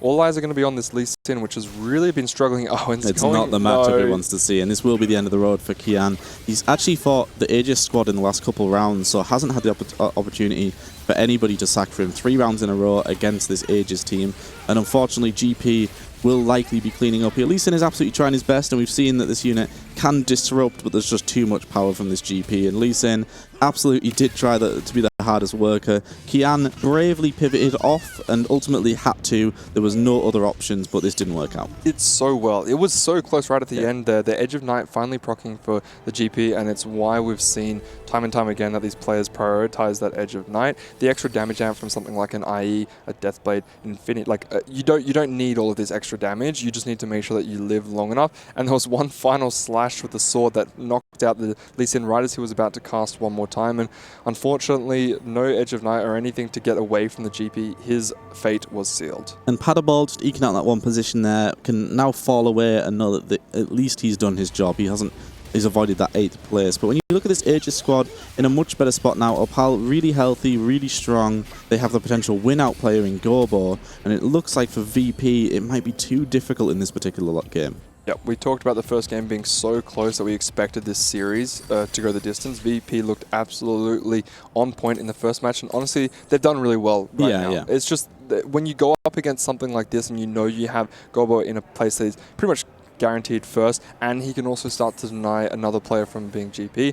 I think that VP had a very good idea and a good strategy of trying to match the Gangplank player. You couldn't really ever stop him. He was inevitable. However, you could at least try and have another player on GP, and then pivoting into the Lee Sin, look, he did his best, but unfortunately we've seen in this current patch when playing towards those melee carries, slamming those melee items, you're better off just sticking with GP2 a lot of the times, because getting towards Yone or Lee Sin, even Volibear's felt a little bit lackluster. Yeah, and didn't really provide much there. We do see Paddleball has managed to go 9 here, so coming up against this NCNC board, who's playing Star Guardians, carrying an Ari. However, on this Paddleball side, Gwen 2's came online, a Braum 2 was on the board, and that's more than enough. So you said he needed to get to 9 off the back and forward thinking. He has got there in the end, and suddenly looks very strong. Yes, very strong indeed. Just needs to make sure that he isn't losing out to his own teammates there. The GP matchup can still be quite difficult, even if you get to level 9 and you have all of the sorcerers online. One thing that you can do, however, if you are your teammate trying to play up against a sorcerer matchup, is you can sacrifice some of your weaker units on towards the side. So then, sure, GP will get a couple of kills, but if you're sorcerers and you just blow up the entirety of one side, maybe you have a chance to win that matchup. And if you do that position and you communicate which side the Gangplank's going to be on, you can still win other matchups. You just let them know and then try and play around that. Especially when you have players on the other side who are doing positioning like this Keepers, you can position it in a way that matches it, because the Keepers player is not going to be moving too much anyway. Okay, and we do see 2 matchups here. NCNC gets the Ghost matchup, so should be able to stay alive.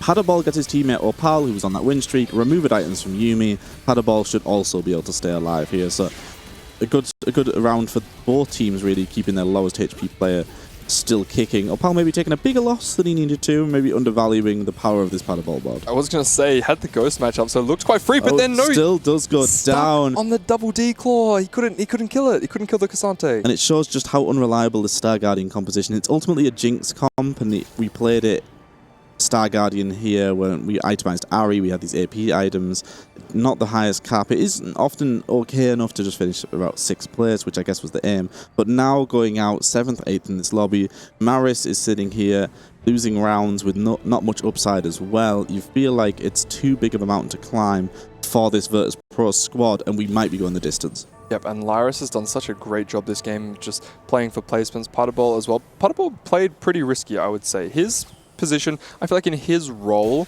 wasn't necessarily that he needed to take this risk with forward thinking. So maybe his logic was that he was going to be contested and he needed a lot of gold to roll down for this Sorcerers. But honestly, even that's a bit of a risk. Because if you're not the first person rolling down for this Sorcerer line, then you're going to be quite low HP. And he did manage to get to level 9, but I don't think it was Paddleball's job to play for first this game. So maybe a bit of a miscommunication there, or maybe they realized, and a lot of cheering in the background there for us as they realized the matchups are going their way. I think they knew from a long time ago. Maris did drop out, yes. So that was the celebration coming through there. We didn't quite see a glimpse of that. So that does mean it's the game win secure for Aegis here in a pretty commanding fashion, considering it was as tight as it could be last time round. Aegis have came in here and absolutely stomped this game. Yes, they have done very, very well. We said it was going to go to a third game when we saw how close the first game was. And this game, honestly, it looked relatively close. But the main point I wanted to bring up is once we saw that Pandora's Bench did so well in the early stages of Stage 3, we kind of knew it was over from that point because you had multiple players who could play for first place. And so although VP had a very good strategy heading into this game and they tried to bring it together, it was very, very doomed from an early beginning. Yeah, and we touched on it. Paddleball didn't even need to build a win-out board, but has done as well. Is such in a commanding position here. Maybe slightly helped by Milo going for this building the Lux 3, meant they delayed 9 quite considerably. Paddleball was 9. Off the forward thinking, a couple of turns earlier, Brom 2, Gwen 2 were online, whereas the other Sorc player was just hit a little bit later, not able to get that much power. Yeah, I do want to also mention there was quite a lot of excitement when they did realize that Maris was knocked out and they had guaranteed the win. Yeah. I thought there'd be a little bit less excitement because they knew they'd won from an earlier stage into this game, but I feel like after the last game, when they were so certain that Paddleball was going to win out and was so far ahead that they'd locked in, at this point, anything could happen, and they're still terrified to that point. So once they get that guarantee of the victory secured, that's got to feel great. And it certainly will feel great. And we're seeing that this French squad are still on the same page here. The GP players sacking for Paddleball. Doesn't need to at this point. That's the lobby win. They could very easily go, actually, I want to win out this lobby. I think I'm the strongest player. But no, they want to make sure they get the highest average placement possible. They know that could be very important for the morale just to keep going. They would love to put a commanding win down and get that entire top 4 for themselves. And after the disregard of the Lux 3, I do believe that we saw the Recombobulated turning it into a Jace, just saying, no, I don't want to play you, I'm getting rid of you. It's great to see a little bit of love for her. Yeah. Because definitely I think maybe Gwen might do more with the items. That's what I was trying to bring up. It has really nice Gwen items, I would argue. These are premier Gwen items, but no, is deciding to keep them onto the Lux 3. Maybe if she stays live long enough, she can do some damage. Gwen's doing her best as well, but Lux is still putting in a shift. Enough there to take down that Gobo board, so in terms of operation full top 4 for this Aegis squad, that will not be successful. It looked like Paddleball took a loss there, but did have Brom in actually, so is still alive. They do still have this chance, but I think Milo's maybe done enough to eke out, at least saving a little bit of face for this Virtus.pro squad. Yep, and this is a solid final board here from Paddleball. So we've seen the Sorcerer line do very, very well, and especially if you can get towards the Brom, then you start to lose a few matchups in Stage 5, and that's fine. You'll save a little bit more HP. The only problem with Paddleball is maybe his Augment selection. Is great to play for a strong Econ opener and then play for the win-out position, but then getting stuck with the Blazing Soul, look, it's decent on towards the Karma, but we've seen a lot more success from items such as the Lotus, just to guarantee that you can get 3 other damage items on towards your Karma. The extra AP that you get onto your Sorcerers doesn't make a lot of sense when you're built in so much with the 6, and nothing else like any emblems or things to really cap you out. And there's the upgrade that always takes the longest time to arrive, the Rise 2 being such a contested unit. Probably will just get thrown in the front line, which is the rude way of using this Rise. Yeah, I mean, he is in the back line, but now that's something. For the time bit, honestly, that's pretty good to see, because normally he's just a shield. So giving Rise a little bit of love. But yeah, just going back out for this Aegis squad, it's easy to, when you've had such a close game, when it's came down to the tiebreaker, the lobby winner, it's easy to be demoralized after that. You think you've got that first win over the line, but to come back in, not be phased at all, have such a strong position, knowing the value of the likes of Pandora's Bench, the likes of AFK, knowing that econ to deny is just so much more important in this format. They've really executed this game perfectly, and forcing Virtus.pro to pivot off the Premier line. We haven't seen it completely shut out the opposition. We've seen them still be playing GP and just hitting later, but in this time, Virtus.pro just had to give up on it entirely. And when that decision was made, and you knew that, okay, this player is in an absolutely doomed position, Aegis must have been confident they would be able to see this over the line. Yeah, and it definitely seems like VP as a side have been very, very dominant at playing this high defense. So maybe Aegis have found the counter to that. If we could just take augments, which take our 2 costs and reroll them entirely well before any of the VP players can roll down on stage 4, roll down on 3-2, and start to play defense, then we're going to put ourselves in such a commanding position that they don't really know what to do, and there's nothing they really can do. So when taking these augments, a bit of a gamble, but sometimes it pays off. Yeah, certainly can be a gamble, but those gambles are worth taking, especially in this format. And we're just seeing here the victory lap for this Aegis squad. Milo potentially is going to win out the game, actually, and save even more face for this Virtus.pro side. But we talked about how both these sides 2-0'd yesterday. We'll have to see how they reacted to going 1 down. Aegis have reacted incredibly well. Now Virtus.pro are going to have to find out what they're made of. And now tied up 1-1 in the series, a position that neither side's been in. Yep, and Aegis have taken a loss and been able to bounce back. We weren't sure about this because they had the 2-0 sweep from yesterday. Now VP need to prove themselves and do the exact same thing. They need to prove that they haven't been shaken up too much. They know that they had a solid game plan. Look, they won the first game in this series, and they can do it again. Yeah, they certainly can do it again. They've took down the tournament favourites in a clean fashion already, and they've won that first game, which was an absolute nail-biter. So this squad can handle the pressure better than almost anybody, and they're going to have to coming into this final game, because it's going to be all on the line. But we still have this second game to see out here, see who will be picking up that lobby win and potentially all-important MVP points. And we talked about that salvage bin usually ends up with the all-out Cassante Akali variant. However, instead decided to play for the reroll side, but we got there in the end. We actually managed to make our way all the way to the end. And talking about the win-out players, we thought that Gobo was definitely going to be there, but looks like some of these other boards have come online and just become way too powerful. Look, Gangplank, if he gets stuck on the front line, might struggle against some of these infinite boards. And honestly, I think that Milo's board is just so powerful. If you look at the augments he selected, he's got one insane econ, and 2 insane combat ones. So you can see going up against the D-Claw Mundo doesn't even matter. And once you do get to the Gwen 2, then that's going to be very powerful. And unfortunately, Lux 3's lost her items. Yeah, and noticeably the win streak and win out position started to arrive as soon as Lux's items got moved up to Gwen. So yes, Lux 3 is potentially going to be getting a lobby win here, and making it did stabilise until that Gwen did manage to arrive, so served her purpose. But we're just seeing the power of Gwen, especially with almost perfect items. And as you've said, we touched on it when we saw Paderborn's spot. Okay, in the mirror, Milo just has so much more power through the best augments he could possibly ask for. And we're seeing it even here. It's coming up against this Laress Kaiser board, which we haven't touched on an awful lot in this game. We thought GP, Sox would be the win-out compositions for Aegis, but Laress really was the most flexible. AFK into salvage bin, he was just kind of playing whatever. A lot of Kaisers arrived, and he committed to that reroll, and he's really made it work. Yeah, and he's got the heavy weight onto the Mundo as well. We saw this previously, actually. Yep. I was playing around the reroll, weren't too sure if it was going to be super beneficial, but has managed to build himself a very beautiful board here. He's going to be clumping a little bit to the sides. The Jarvan is going to be all eyes on him to see if he can get there, or if he's going to jump off to the side because he sees a bigger clump. Kali straight onto Karma in this fight, so the positioning's really, really good for Laress, and the damage is pretty much entirely gone. But unfortunately, that Gwen is still deleting the backline. It doesn't matter if you take out the primary damage dealer in Karma that can often chunk through your frontliners. Gwen is just going to go over the top of that.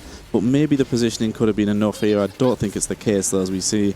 Unkillable Mundo is going to take us a long, long time, but there's too much for him to do here. Gwen is snipping and snipping away, and this will eventually fall, you would assume, but he's taken a long time to mirror. Yeah, and that's going to be a great confidence boost just to know that, you know, had the game gone a little bit differently, they did have a player that could have been there for the win out. But unfortunately for VP, that is going to be Aegis bouncing back. So now we have a 1-1 tied up series on our hands. And just like we kind of predicted at the beginning of this, we knew this would be a close one, and we aren't ever wrong here on the desk. 1-1, the series between Aegis and Virtus.pro, going to a game number 3 to decide who will advance to the playoffs and who will drop down to the decider match tomorrow.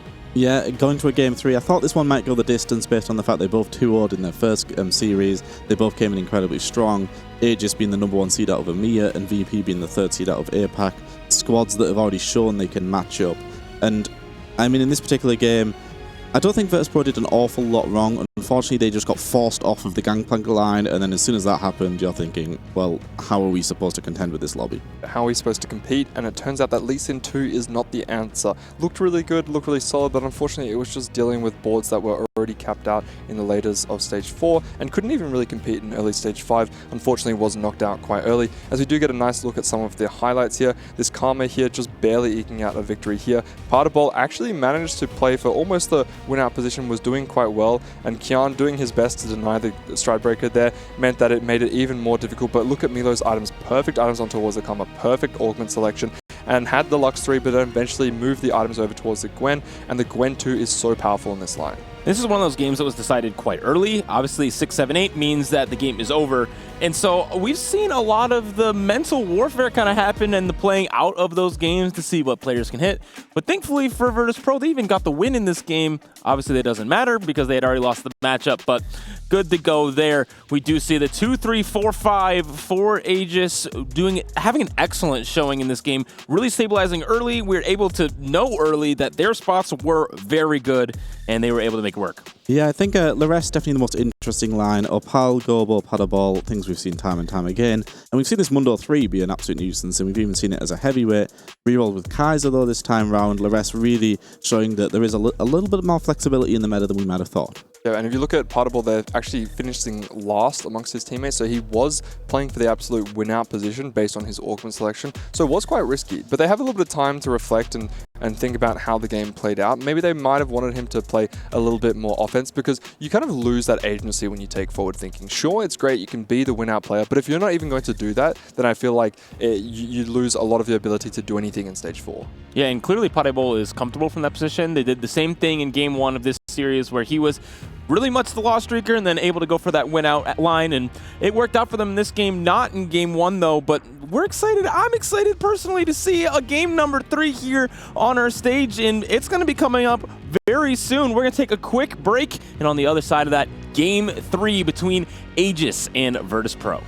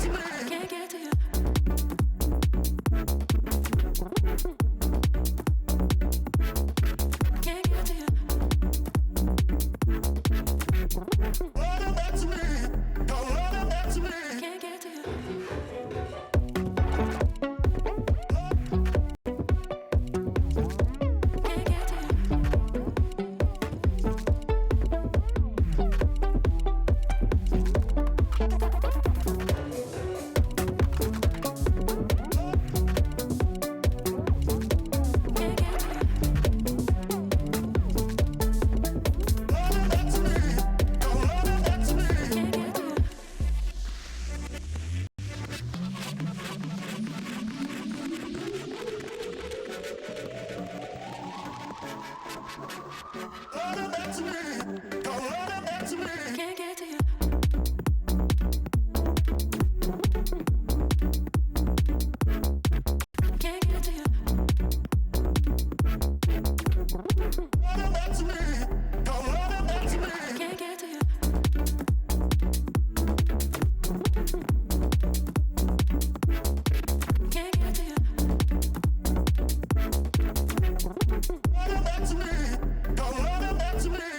you.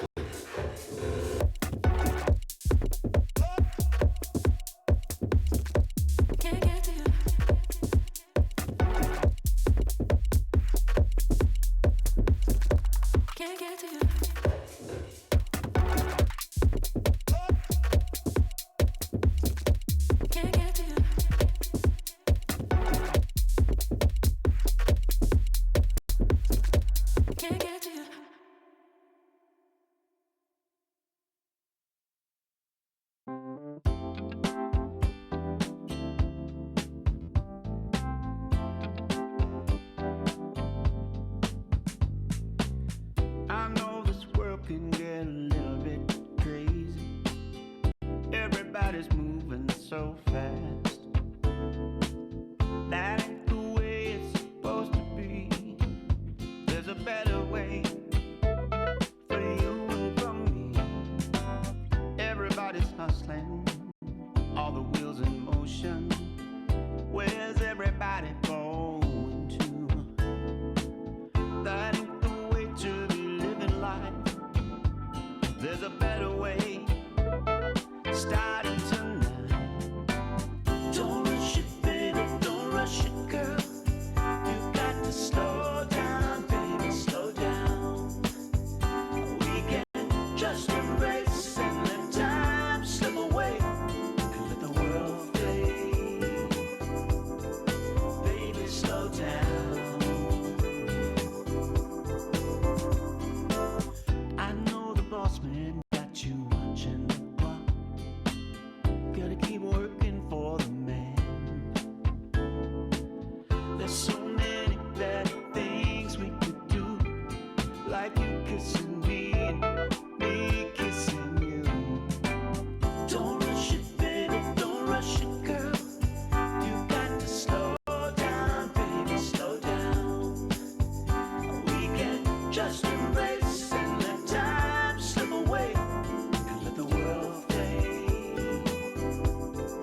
Baby, slow down. Ooh, we can spend the night, baby, together, taking it nice and slow. Don't rush it, baby, don't rush it, girl.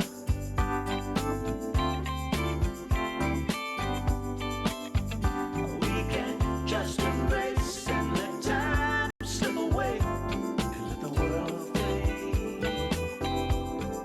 Baby, slow down.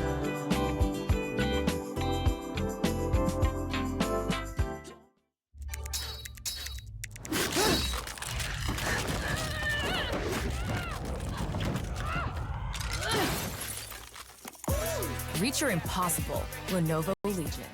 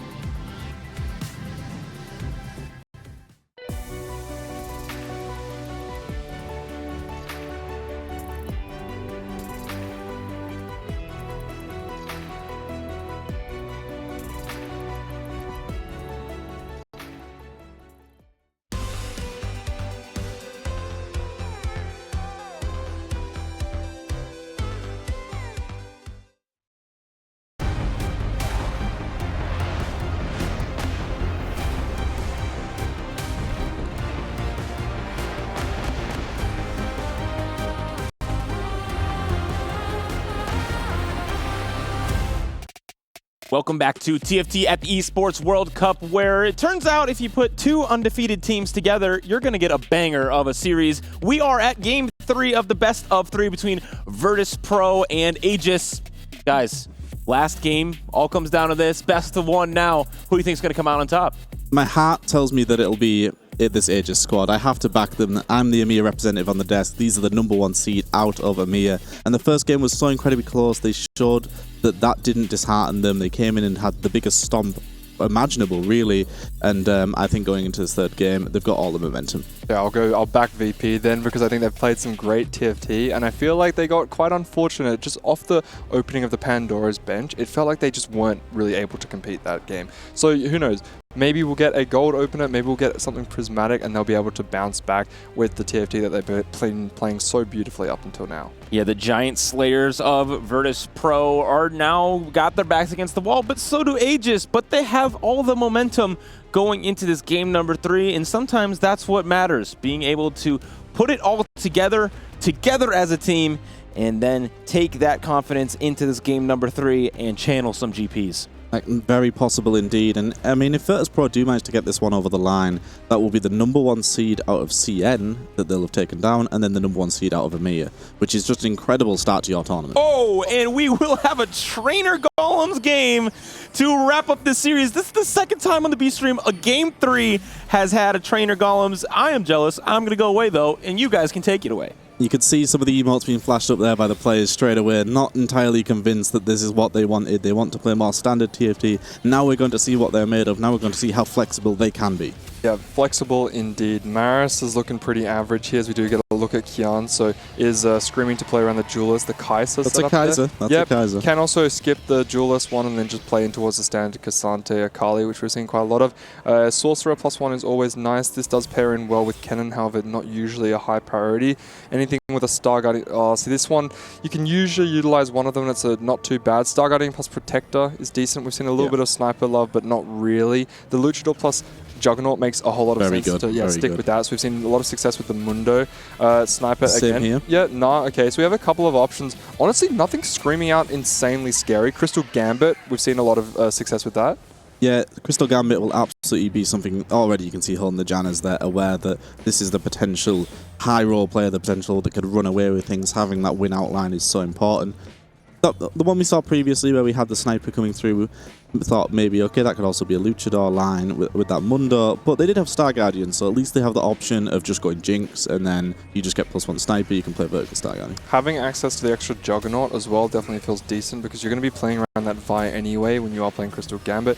Usually you get Juggernaut in there with the Udyr. This does give a little bit more flexibility if you do play towards the Ashe, as we Crystal do see Gambit Warpath. Yeah, Warpath, Crystal Gambit, We'll double down. Calculated loss makes a whole lot of sense when you are playing towards this line, because you're not going to be super strong in the opener. Hasn't actually managed to hit the Crystal Gambit, so potentially we'll just try and make 10 gold here and then maybe roll if they don't get it on the first carousel. Definitely wants to be losing a few matchups here. If we don't get Crystal Gambit in until first carousel, then ideally we'll have pick priority and we can pick up one of them. Instantly as well for this AEGIS squad, they have the player that is Crystal Gambit, Calculos, going for that 5-loss, Paddle here, already Stretchy Arms GP, with Starter Born as well, so he's going to be able to guarantee a GP2 arriving, so you're potentially looking at already maybe 6 copies by 3-2, which is going to put you in a really commanding position, and essentially just looking at this dummy and looking at this totem and thinking, it's still a GP game. Yeah, it's still a GP game. One thing that's kind of standing out to me here is the awkward part about hitting that relatively early Udyr to be your duelist. Doesn't synergize that well because you already have the Kobuko, right? Like you want to itemize this Kobuko, and did Lyris? Yeah, Lyris guaranteed his loss. So I actually had to sell multiple copies of the Janna there, which makes sense because he needs to guarantee the loss against anyone who's playing maybe 1 or 2 units here. Makes sense, but it is a little bit scary because if we don't get some of those copies later, it's fine as long as we can bounce back and be strong. But to finish my point there about the setup there, if you don't play the Udyr, you can just play the Kobuko, and then at least you can play a Kaiser. It synergizes as well, gives you the Duelist, you already have the Juggernaut for the Aatrox anyway, and then you get the Supreme Cells as well. So a bit of synergy there. And we saw this is the reason exactly why the Crystal Gambit player had sold, because Mila also going for the Calculos full open, both of them just hoping that they can avoid each other. We did see the glimpse as well there that VP also have. Here we have Kian, the player last time round that was on the GP line, already has GP2, so in a really nice position, and has an Edge of Night to slam on top of it as well. Yep, and Kian's already proven to us that he knows how to play this GP line well. The fact that he's able to get too much value means he's going to get so many free rolls. Already has 4 2 costs on his board right now. So on 3-2, he's going to be able to roll a lot of gold, but usually you roll down on 3-2 to get your GP and start stabilizing. He's already got one. Yeah, certainly, and there's no real need to try roll to deny Paddleballs and the initial hit, from this Aegis squad, because they do have that Stars are Born. You know they're going to at least get the 2-star at some point from that. So it's going to be a little bit of a race here, though, between the 2 squads. We know getting GP first is also important. Both have the potential to get it fairly early based on their augments. So a little bit of a race here. Whoever gets that online quickest is going to be in such a commanding position. Yep, and has the Duelist +1, so is able to play a decently strong board for now. The rest of his front line does synergize quite well that he gets the double Bastion. The front line's all you really need, and then Xayah is just there to give him some more rolls. Does get the Edgelord in though, so a little bit of decent damage from the backline, but GP is going to be the main star. Now, this is a great way to play around this augment, because usually when you take too much value and you're playing these 2-cost units, because you have to play so many of the same cost, same tier of units, you can't activate that many traits, but he's shown that in this particular galaxy, it works out quite well. Yeah, and like I said, just having that Duelist +1 as well on Twitch, something you normally don't run, doesn't really do an awful lot for GP if you go Rage Blade on top of it with that Kraken.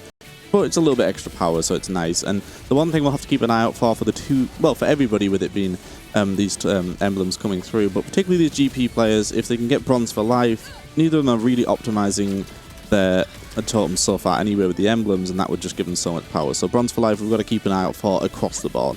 Yep, and NCC has opted to take up Salvage Bin, which we've seen most of the time does, all roads seem to lead to Akali. Not necessarily Cassante, but that is usually the standard line if you're not playing towards the reroll. But we will have to wait and see. This is great, it gives more flexibility, even though you might assume that players are a bit more locked into what they want to play based on their Wandering Trainer. Yeah, and just looking over here, we've seen the value of just econ augments, things like Salvage Bin, familiar pickups, getting that Bramble Vest in this particular meta for Opal as well. So we're getting more and more familiar as we get through this tournament with what the meta is regarding augments. We knew coming in what would be strong for the players to pick up in terms of compositions. We're now starting to learn really what's favoured. Salvage Bin, maybe you'll see way more than you'll see on the ladder. They'd love it in this tournament setting. Yes, most definitely, because the players are just able to utilize it so well. All these players are world-class players, and they're playing on 0 ping, so they can do their transitions very, very quickly. And of course, they've played so much and they've practiced, so they know the lines and they know what they can and can't do. They can really push the limits on this augment. As we do get a look at Putterball, who's still waiting. Has actually procced that GP. Oh, okay, so this gets... It's slightly awkward. It gets awkward because he's already hit the stretchy arms, hasn't he? Yeah, he has the stretchy arms, which obviously there's no way you ever give up on. So does have to find 2 more copies. But I mean, it's still a decent position to be in, don't get me wrong. He's still 4 copies, he still has the early GP. It's suboptimal, it feels a little bit weird, but it would have required you not using your fruit power up on your early GP and waiting, and then you might be waiting a long time for the 2-star to arrive. So just an awkward spot to be in, but nothing he could really do about it. Yeah, so ideally he would have used his fruit on the early GP and actually missed stretchy arms. It's one of those weird situations where you realize you're in. Or maybe if he had gotten an early Kobuko, he might have just bought that as well, because just for tempo. Yeah, as well. how long can you hold out on not buying a Kobuko if you just keep seeing more and more in your shop, when realistically you're just waiting for the GP? As you do get a look at Goa's board, who's playing around an AP line, has actually made a Spark as well as the Void Staff. So I'm not too sure if that was a misplay or if he just had to with his items in order to try and save HP. Yeah, I wonder if instantly they've got somebody that they're thinking it's not the best line. He's probably going to be playing Star Guardian, I assume, based on the way that's set up nicely for him. And we know it doesn't cap much higher than 5th place, middle of the pack. So maybe it's just slam, slam, slam, save as much HP as possible. You can be one of our denial players. You can just have an extra HP lead. Yeah, and speaking of saving HP, we do have Maris here, who is playing around the Shadow Clone there on towards the Lux. Does have access to the extra crit chance generated by the JG, as well as the fact that the Augment's going to be buffing that. Going up against the GP too, but is still playing GP with mostly 2 cost units on the board, so not a great amount of support, and so the double Luxes are going to be enough to take this board down. Yeah, certainly isn't just enough in this particular matchup. More than happy to lose these rounds with the GP player, just farming a little bit of extra gold every now and again off the back of GP. Stocking up on those rerolls, he's going to be in such a good position. Do check back in here with Milo, who was one of our 5 lost players, as was Lires. So they both avoided each other, they both calc lost, I believe. Yes, Lires was the Crystal Gambit player. So in terms of both of them, happy with that outcome. Neither team falling behind in that regard. Not able to stack up too many of the Crystal Gambit just yet. Maybe we can lose 4 rounds in stage 4 as we can start to activate it. After losing the streak, maintaining the streak, you still don't want to lose it on 3-1, so maybe we'll continue to see that. But how long can you afford to sell the rest of your board? Lyris can always bounce back by sending it on 3-5, getting to level 8 as soon as possible, usually on 4-1. But if you're 1 to 2 lives on 4-1 and you're playing around Crystal Gambit, you're not actually strong yet. What instead you need to do is start winning rounds, then you'll be reaping the rewards. So if you're versing some of these stronger reroll lines that have already hit on 4-1, 4-2, it can be quite scary. And I think actually the winners coming out of that stage were Virtus.pro in that they forced Lires to sell off that Janna. He still hasn't found the replacement for it. Maybe they would have actually liked to go... He could have just held it and just said, okay, if I tag them, then it is what it is. Now he's in a position where he's going to have to dig for it again. Has the Rageblade slammed as well, so he's very committed to this Crystal Gambit line. With the Juggernaut, could maybe play Juggernaut Ash as an out, which is just mediocre. So not like the slams really mean you could pivot into anything else. Yeah, and if we look at NCC's board, it is playing the Salvage Bin. It's a little bit difficult to digest exactly where he's going just because he has so much flexibility by changing these items. He's made some decently, I'd say slightly suboptimal frontline items with the Sterix Gauge, but having to burn those swords when playing towards the Sorcerer line definitely makes a lot of sense. That being said though, having the ability to have multiple swords means that he can actually play towards that Cassante line, as we know he loves his AD items. Yeah, he's in the position, like you said, where he can play anything. You look at the slams and think, okay, it's a Sark game, but as you've said, Salvage Bin leaves you open to anything. Explosive growth here could be good. Forward thinking now rolled into as a potential option. We know how powerful this can be. Just wondering, explosive growth gives him a little bit more. Similar amount of power in that you get those levels up quicker, but you're not as weak right now. You can potentially add something in. I was just about to say, we've seen Salvage Bin into Bronze for Life, which seemed difficult enough. Salvage Bin with forward thinking seems absolutely nuts. You'd be selling your entire board, pivoting, doing everything at once, all with like 10 items on your bench to do it in. So no, explosive growth definitely makes a little bit more sense. And speaking of Salvage Bin, we have another player, Maris, who's actually picked it up later into the game at 3-2. That being said, though, he has the Academy and has managed to find himself an early Yuumi. So this Yuumi has incredible items. Doesn't really look like he's going to be changing his items too much. No, I do wonder if we actually had the Yuumi the round before, potentially, and Salvage Bin was was the reason we switched it up. So I don't think he was initially angling this line, but then saw Salvage Bin with a copy of Yuumi already and thought, okay, perfect, I just have my line instantly locked in. As you said, just perfect items straight away. So in a really good spot. So not maybe the power you would expect from Salvage Bin, but if it allowed him to get this Yuumi straight away at 3-2, when you're already on a win streak, bear in mind, this is a player that's not dropped around, great position. Yep, great position. His dummy does allow him to activate the heavyweight there with the Jace. Usually when you're playing the Battle Academia, Jace isn't, it's not a huge priority because you're playing around a variant which is not as many because you're prioritizing the Prodigy units. However, that makes sense. It can fit that in and doesn't actually have access to Salvage Bin. However, Partaball's had to settle for a JG Slam here. Yeah, it doesn't greet for the Rage Blade, so potentially worried that they're going to be losing a little bit too many rounds here. Wants to start farming back up on Econ. Did have to dig fairly deep to actually get the GP2, even though they have Stars of Born, they already had that one copy. Does now have the 6 copies online at least. And Udia 2 upgrades came through as well. So in that regard, we did find the Rise as well. So we've got the full Mentor online, which is really good to see. And yeah, he's dug deep. Yeah, he's slammed to the optimal items, but he's really online. Yeah, it's looking very, very solid. And as you said, it was a little bit scary there at one point just because, you know, he's had to invest quite deep into it. And it was a bit awkward because he was holding on to 4 copies of GP, but only one of them was actually the 1-star on his board. However, after investing a decent amount of gold, now at 3-3, he's looking quite comfortable. Having 6 copies, that's quite good, especially at only 3-3. And we've seen GP drop down to 10 gold in early stage 3, and that's perfectly fine because we know that he's going to be farming the gold back. Yeah, gets that gold back. And as we just take a little bit of a zoom out here, looking at across the lobby, what people are running with. We see a few Kaisers have been lent into, and that's something that's crept up. Maybe as the tournaments went on, we didn't see it right at the beginning of yesterday, but in the stats it had some appearances for sure. We saw it creep up a little bit, and we're seeing here some of the dummies allowing Kaiser reroll to be enabled. So something that the tournament-wide people are starting to favour.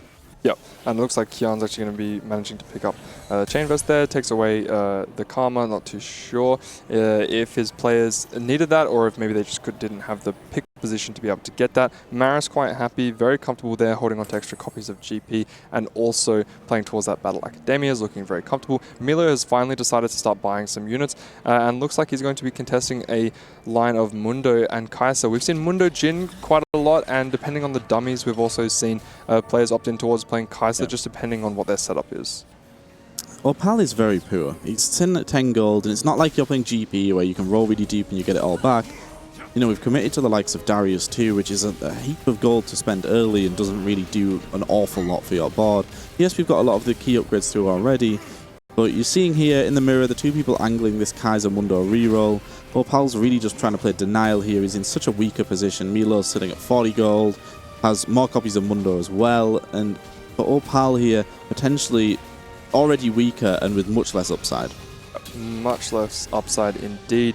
So we do see multiple positions of the calculated loss being used to roll down quite deep into stage 3, which makes sense because calculated loss, you know, sometimes you can sack stage 2 and 3. However, playing that sort of style in a tournament, a 4v4 style, is quite risky because you're going to be going into stage 4 with not much HP to work with. And when you know that there's a GP player in the lobby who's most likely going to cap out and play for first place, it can be quite scary because you're going to match up to him multiple times as we head into later stage 4.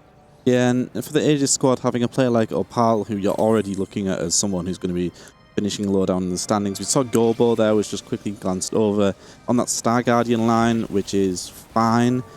Whereas you've got the likes of Maris, who's already in a really good position. Padabol didn't keep his streak off the back of the GP reroller, did unfortunately lose that out to Maris as well. So VP, stage 3 has been going pretty nicely. Yep, as we get another nice look at this Battle Academia board, so playing around that Yuumi, that Xin Zhao at the front line isn't actually synergized with the Battle Academia, but it does at least have that 2 Bastion active with the Garen, so really just a placeholder there until we get towards Leona. Starix Slammed can get changed a little bit later as we do have access to the salvage bin. That being said though, having a Jace with 7 Battle Academia and then having the 2 heavyweight from the dummy anyway, maybe the Starix or extra sword items aren't going to be completely dead as they usually are in this line. Yeah, Jace he doesn't do an awful lot of damage, but his stall is really, really effective. So he's kind of a pseudo tank with a little bit extra damage coming through. And it makes sense that the slams have came through on Xin Zhao there because, yes, maybe Garen, you have the traits activated, but you have salvage bin, you're going to have to waste a magnetic if you don't want to sell that Garen, especially with its scaling. So it just makes sense to slam it on the unit that will absolutely be getting sold. So I mentioned that you don't really want to be losing too much HP. Going for a 10 loss is We've lost risky. all of our HP. However, on Lyris's case, there's not really too much they could have rolled for in the early stage 3 because they can't bounce back. They're trying to play towards the Crystal Gambit, which definitely needs to be rolling on at least level 7, but ideally making it all the way to level 8. It's going to be rolling down quite deep here. We really need to be winning these We need rounds. Ash 2, and there it does arrive, thankfully. That was an immediate hit that we needed, and I think we'll stick with the rest for a little bit here because these are do or die rounds. He has to start picking up a few wins. Yeah, and doesn't find a Zyra, which is a good way to try and get towards the 7 Crystal Gambit, and that's when you can really start to snowball and get to level 9. Look, it looks like he has no hope of getting to level 9 here, but if he wins the next, I'll say 4 or 5 rounds, he definitely can. Really rough spot for this Aegis squad to be in if Lores does fall out here. Coming up against Maris, one of the big win streakers, had popped his items off in case it wasn't his teammate he came up against. Not the case at all. He hasn't rolled though, he's still level 7. Yes, he's got this Yuumi, but we've hit our forecast here on the side of Lores. We've got Cassandra 2 online, we've got Ashe 2 online. Ashe, we know though, doesn't really do an awful lot of damage, and this Bramble is just stalling her the entire time. Should just, I think, have enough to deal with it here. Has the Edge of Night to keep it alive. Going to be really, really close here, and that's a good win for Lores, but considering they were fighting one of the VP players that hadn't even pulled the trigger yet, a little bit suspect. A little bit suspect indeed. Just getting stuck on that Bramble. Wasn't even a Leona. If that was the Leona 2-star, I'm sure we'd had a lot more trouble as we do get options here. Going to reroll the second 2, and it's going to take... I mean, I think he has to in this position. I just think you're in such a suspect spot anyway. I think it's worth taking that extra risk. Bit of a gamble here. Doesn't seem to pick up any extra econ, so I do believe he's picked up the rolls. I'm not seeing anything else on the screen. So you can see him rolling, but he doesn't have any money. So now he's effectively down a Prismatic. And he's already used all of his money. So Call to Chaos has brought chaos indeed, and unfortunately this chaos is not favoring the Aegis side. I mean, it's probably the worst one he could have hit, because at least XP, okay, you have your out to 9 potentially. Any items would be amazing right now. We've got a lot. In fact, no, I think triple TG, never mind, we've got it wrong. He was rolling a few. Yes, he was rolling a few, but okay. Okay, this is a lot better. Yeah, this is a lot better. We needed the items coming through, so... And it will provide a little bit extra oomph as well. Cassandra does decent damage just to help that Ashe out. Yes, and he's actually... so he's playing the Ashe, he's got the Udyr on the front. It says 2 duelists. Yeah, okay, so unfortunately he's just stuck with 3 Juggernauts, so he's really only getting use out of 1 of his dummies. Yeah. At least the frontline dummy can do something. It has 2 Juggernaut enabled, so it's going to be a little bit more tanky. One thing to note is that a lot of these dummies, when they have certain traits, they don't actually benefit much from them. But, you know, having a little bit of extra frontline goes a long way, especially when you have the backline Ashe. I love the Edge of Night. We've actually seen this multiple times on the broadcast here, because Ashe really just needs 2 things. She needs a guaranteed AD, and then she needs some guaranteed attack speed. So the Rage Blade's going to be stacking up, and she's going to be farming a lot of extra AD as she starts to auto-attack a lot. But then what's the third damage you itemize? Well, a lot of times with AD carries, they prefer getting something like an Infinity Edge, but she's just based on auto-attacks. You can go for a Guard Breaker, that's perfectly fine. But we've seen how strong these Edge of Knights are, especially when you have threats like Akali. And checking in here with our all-out player, I believe Bronze for Life's been picked up as well. 2 silvers at the moment, so we do need to drop a few things down, but the upside is so good here. Prismatic Bronze for Life on that all-out composition should be in a really nice spot. We saw Laress came up against his teammate in the last round, and again here, so expertly done for the Aegis squad to hand 2 wins over. Laress, he said, needed to win about 3 or 4 rounds to start scaling. Has the TF in as well for even more scaling, provide a little bit extra support, a little bit extra damage. Got the 1 key win against Maris, and then 2 team matchups, so we'll be getting 3 wins at least. Yes, most definitely. Patabol, no items there on towards the GP, so it's going to be actually doing a decent amount. Yeah, close, yeah. It's pretty close. Mainly because if you look at Patabol's last augment there, he's been getting a whole bunch of extra Warmogs there. You hand-picked a bunch of belts there, and now you can slam as many Warmogs as possible. And Kobuko, the unsung hero of the GP line, not only does he provide a lot of frontline utility, but he actually does a decent amount of damage scaling with the HP. So if you get that augment, then you're a lot more stable, even if you don't have GP on your board. And coming up as well, did have the 2 matchups against his teammate, has the scaling coming through, potentially now is in a much better position. Ultimately, the Call to Chaos was actually really good, I suppose, in this instance. So those 3 TGs coming through just gave you a little bit extra oomph. Did get the team matchup, so didn't necessarily need them in that moment, but has so many units to itemize, is making great use of it. And it did manage to pick up the Lee Sin there. Not too sure if he necessarily wanted the bow, but in this specific setup, because of his dummy, he can actually he can drop his Udyr and then play the Lee Sin for 2 duelists, and then he can play a different mentor such as the Rise, which synergizes well with the strategist, or instead he can play the Lee Sin as a Juggernaut. Or Jug, yeah, very flexible, so the Lee Sin there is going to fit the board however he wants to use it. I think, potentially could end up leaning into 4 Jug when he levels, maybe.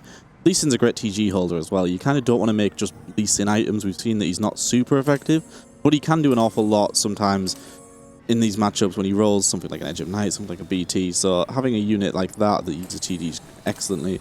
Checking back in here with Kian, who hasn't really found any GPs since.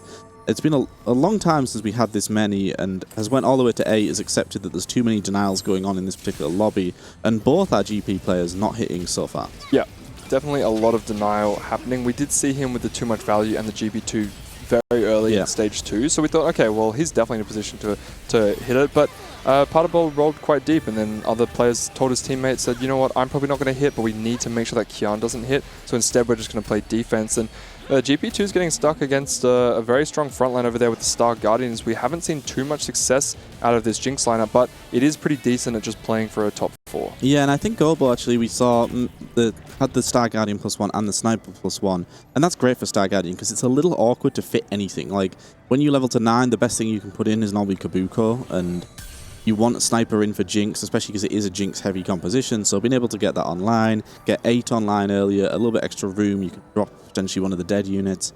It is really nice and has enabled Golbo to have a lot more HP than you would normally have. 3 wins in stage 4 with Star Guardian, showing that it does have its spots. Yeah, it does have its spots indeed, and it's an interesting line because a lot of the times the value of the extra Star Guardians just outweighs any synergies that you think might be ideal. Look, you could synergize really well with a Jhin or a Varus that gives you Sniper, and then because you have the Wraith, you can also play towards the Cassante, synergize as well with Protector. That makes a lot of sense. However, when Star Guardian as a vertical is as powerful as it is, you know, you just play towards the vertical. Even if it's not that powerful right now, it still outweighs playing the flex board. However, of course, it's very nice when you can just get that from your dummy. And looks like Patable's still playing with this GP. In that particular matchup as well, you saw that it was just a little bit too weak. If he did have the Rage Blade, he would have won this one.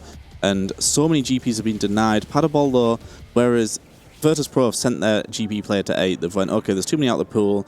Maybe even they're all out the pool. We're not entirely sure. We've seen so many around. Patabol's just committed to re-rolling, but he's close to Kabuko as well. He's close to Yasuo. The donkey rolling makes so much sense. Laress now down to 1 life, as is Opal.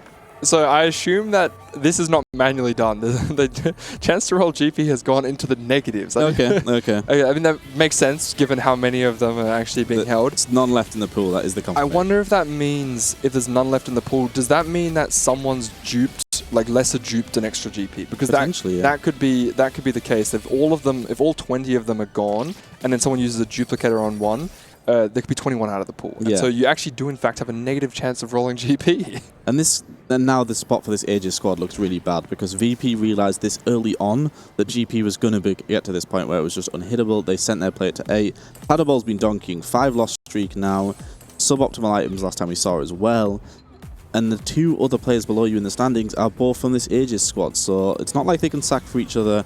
Lares is potentially a win-out player from this point they have to lean towards, but still isn't the strongest Crystal Gambit board we've seen, and now Aegis are really up against it.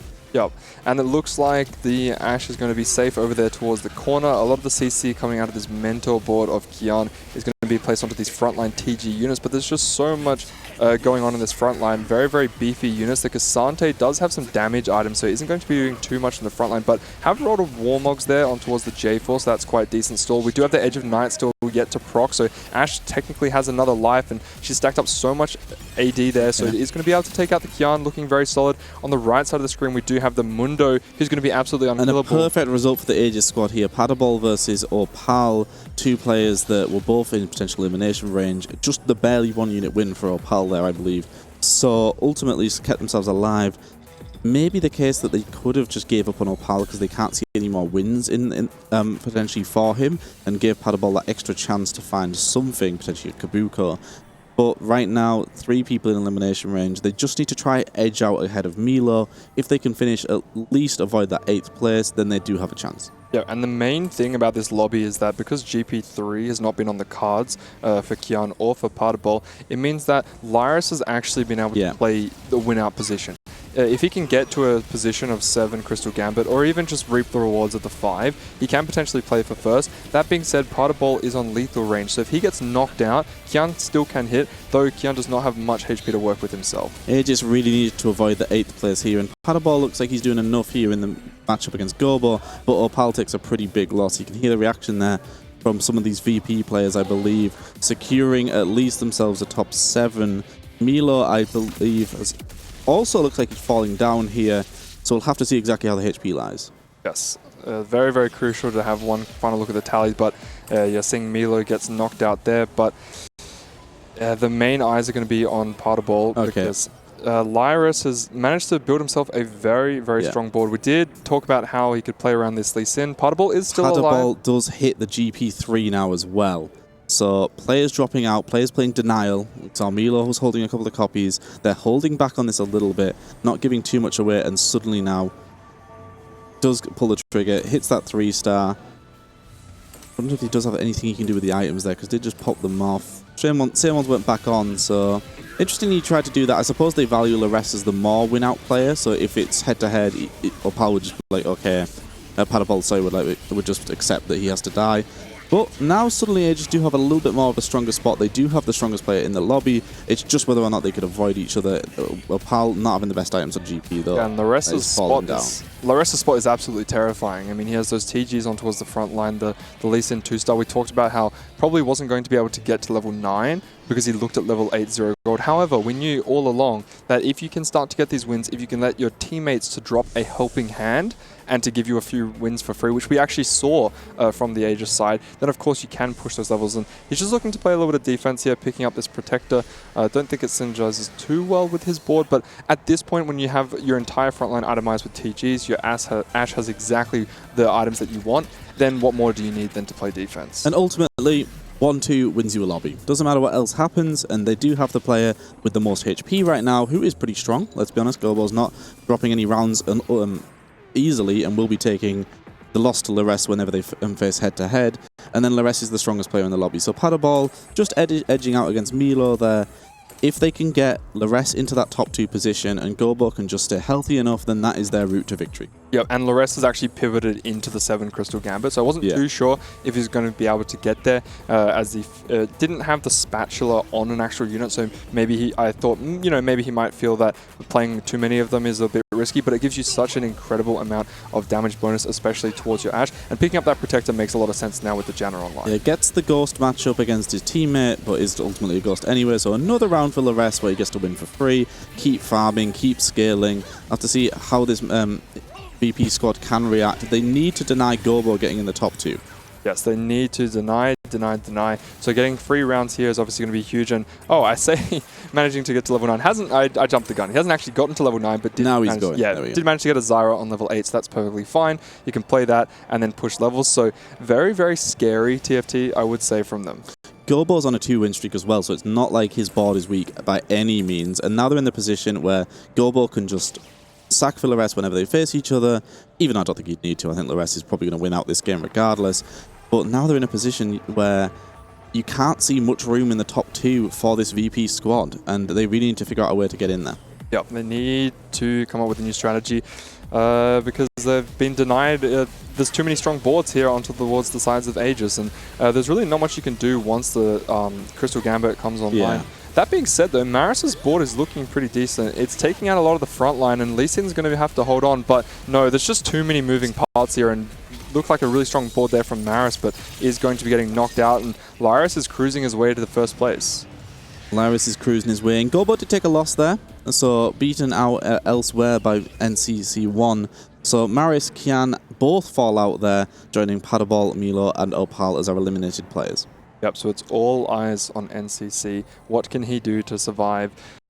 He's got 29 HP to work with, potentially 2 lives depending on how devastating the losses are. But if you look at the likes of Gobsaw, decent board. Lyris doesn't, well, Gobsaw can sack, but I don't think he really needs to. Lyris is definitely looking to be the win-out player here. Yes, certainly is the case where he needs to be. The VP have done well so far in trying to hold back this Gobo route into the top 2. The rest is winning this lobby, so it's all between Gobo and NCC1 for who can clinch that second place finish. Yes, most definitely. The rest with more upgrades, more power coming through. We know this guy is the strongest in the lobby. Thankfully for this Aegis squad, he's not at risk of eliminating his colleague. That would be a devastating way for it to end. Gobo can take that hit at least. And you just look at the absolute power of Crystal Gambit. It is just obscene when it gets online. And it very nearly didn't get online. This wasn't the dream setup for it. We had to sell Crystal Gambit early to guarantee a 5 loss. We 10 lost, which is as good calc loss value as you're going to get. And then we had to go for the ultimate win out. And NCC's board's actually pretty decent here. He is playing that very flexible board, playing into the bronze for life. He's got the explosive growth, so did get to level 8 off the back of that, and is probably going to be able to get to level 9 soon. He's going up against the Crystal Gambit board, and his board is actually looking pretty decent. Maybe if he levels here and gets a little bit stronger, he can do it. His combat augment, bronze for life as a prismatic, is very, very powerful. Lyres is getting about as capped as you can, but yeah, it'll just keep going with the Crystal Gambit. Will keep getting even more and more capped. So even though some of these boards have held up pretty well, ultimately this Bronze for Life variant as well has had a really nice showing in this particular game.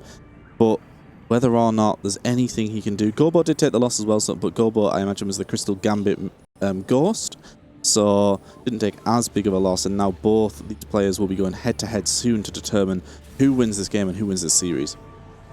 See, final repositioning here. The Akali has some very nice items. The salvage bin has been used beautifully to actually play the Karma on this board as well. CC1 gets the Ghost on the other side. So how hard is it? Is anyone going to sack? No, it looks like it's 1-for-1. So Lyris is most likely going to be taking the win just because they know that he is the stronger of the two. Yeah. So Lyris takes this win, knocking out Gobo. If he does win this game, that will be enough for this squad though. Enough for them. Taking the first place is super important. As we do go into our final match of the day, final round of this match, and so is there anything they can really do? NCC's got some positioning, some things to think about, but Lyris is on an 8-win streak. Once Crystal Gambit gets online, this is usually what happens. Yeah, really rough spot to be in. You could kind of hear the celebrations a little bit earlier from this Aegis squad when they felt like, okay, Lyris is finally online. No one's going to stop this bullet train. And we're seeing extra artifacts coming through that we don't even need. We're just slamming them all over here. Ultimately, the triple TGs kept us alive and got us to this point, but now we're at the point where we just have far too many items to deal with. Yeah, far too many items to deal with. It was a little bit scary, you know, if we'd gone against some slightly stronger players who'd rolled down a little bit deeper on stage 4. Maybe wouldn't have been able to get there. We do have the nice corner bait there to try and keep this Ashe alive a little bit longer. There you can see Akali actually jumps on towards the Janna, so Edge of Night not even procced yet, and Akali's not going to be able to do anything about it. Does get stunned up there by the J4 in the middle there. Ashe is finally going to return her target there, but there's so many different units here who are working. It's just far too much power for this squad. You can hear the roar coming through from these Aegis players. They're so excited with this result. 2 massive results. They had to win this lobby. They had to win this series to bring home that EMEA pride. They are the #1 seed, and they've took down a really great squad here. And now they're the second squad qualified for the playoffs here for TFT at EWC. A very, very close series coming down to the very final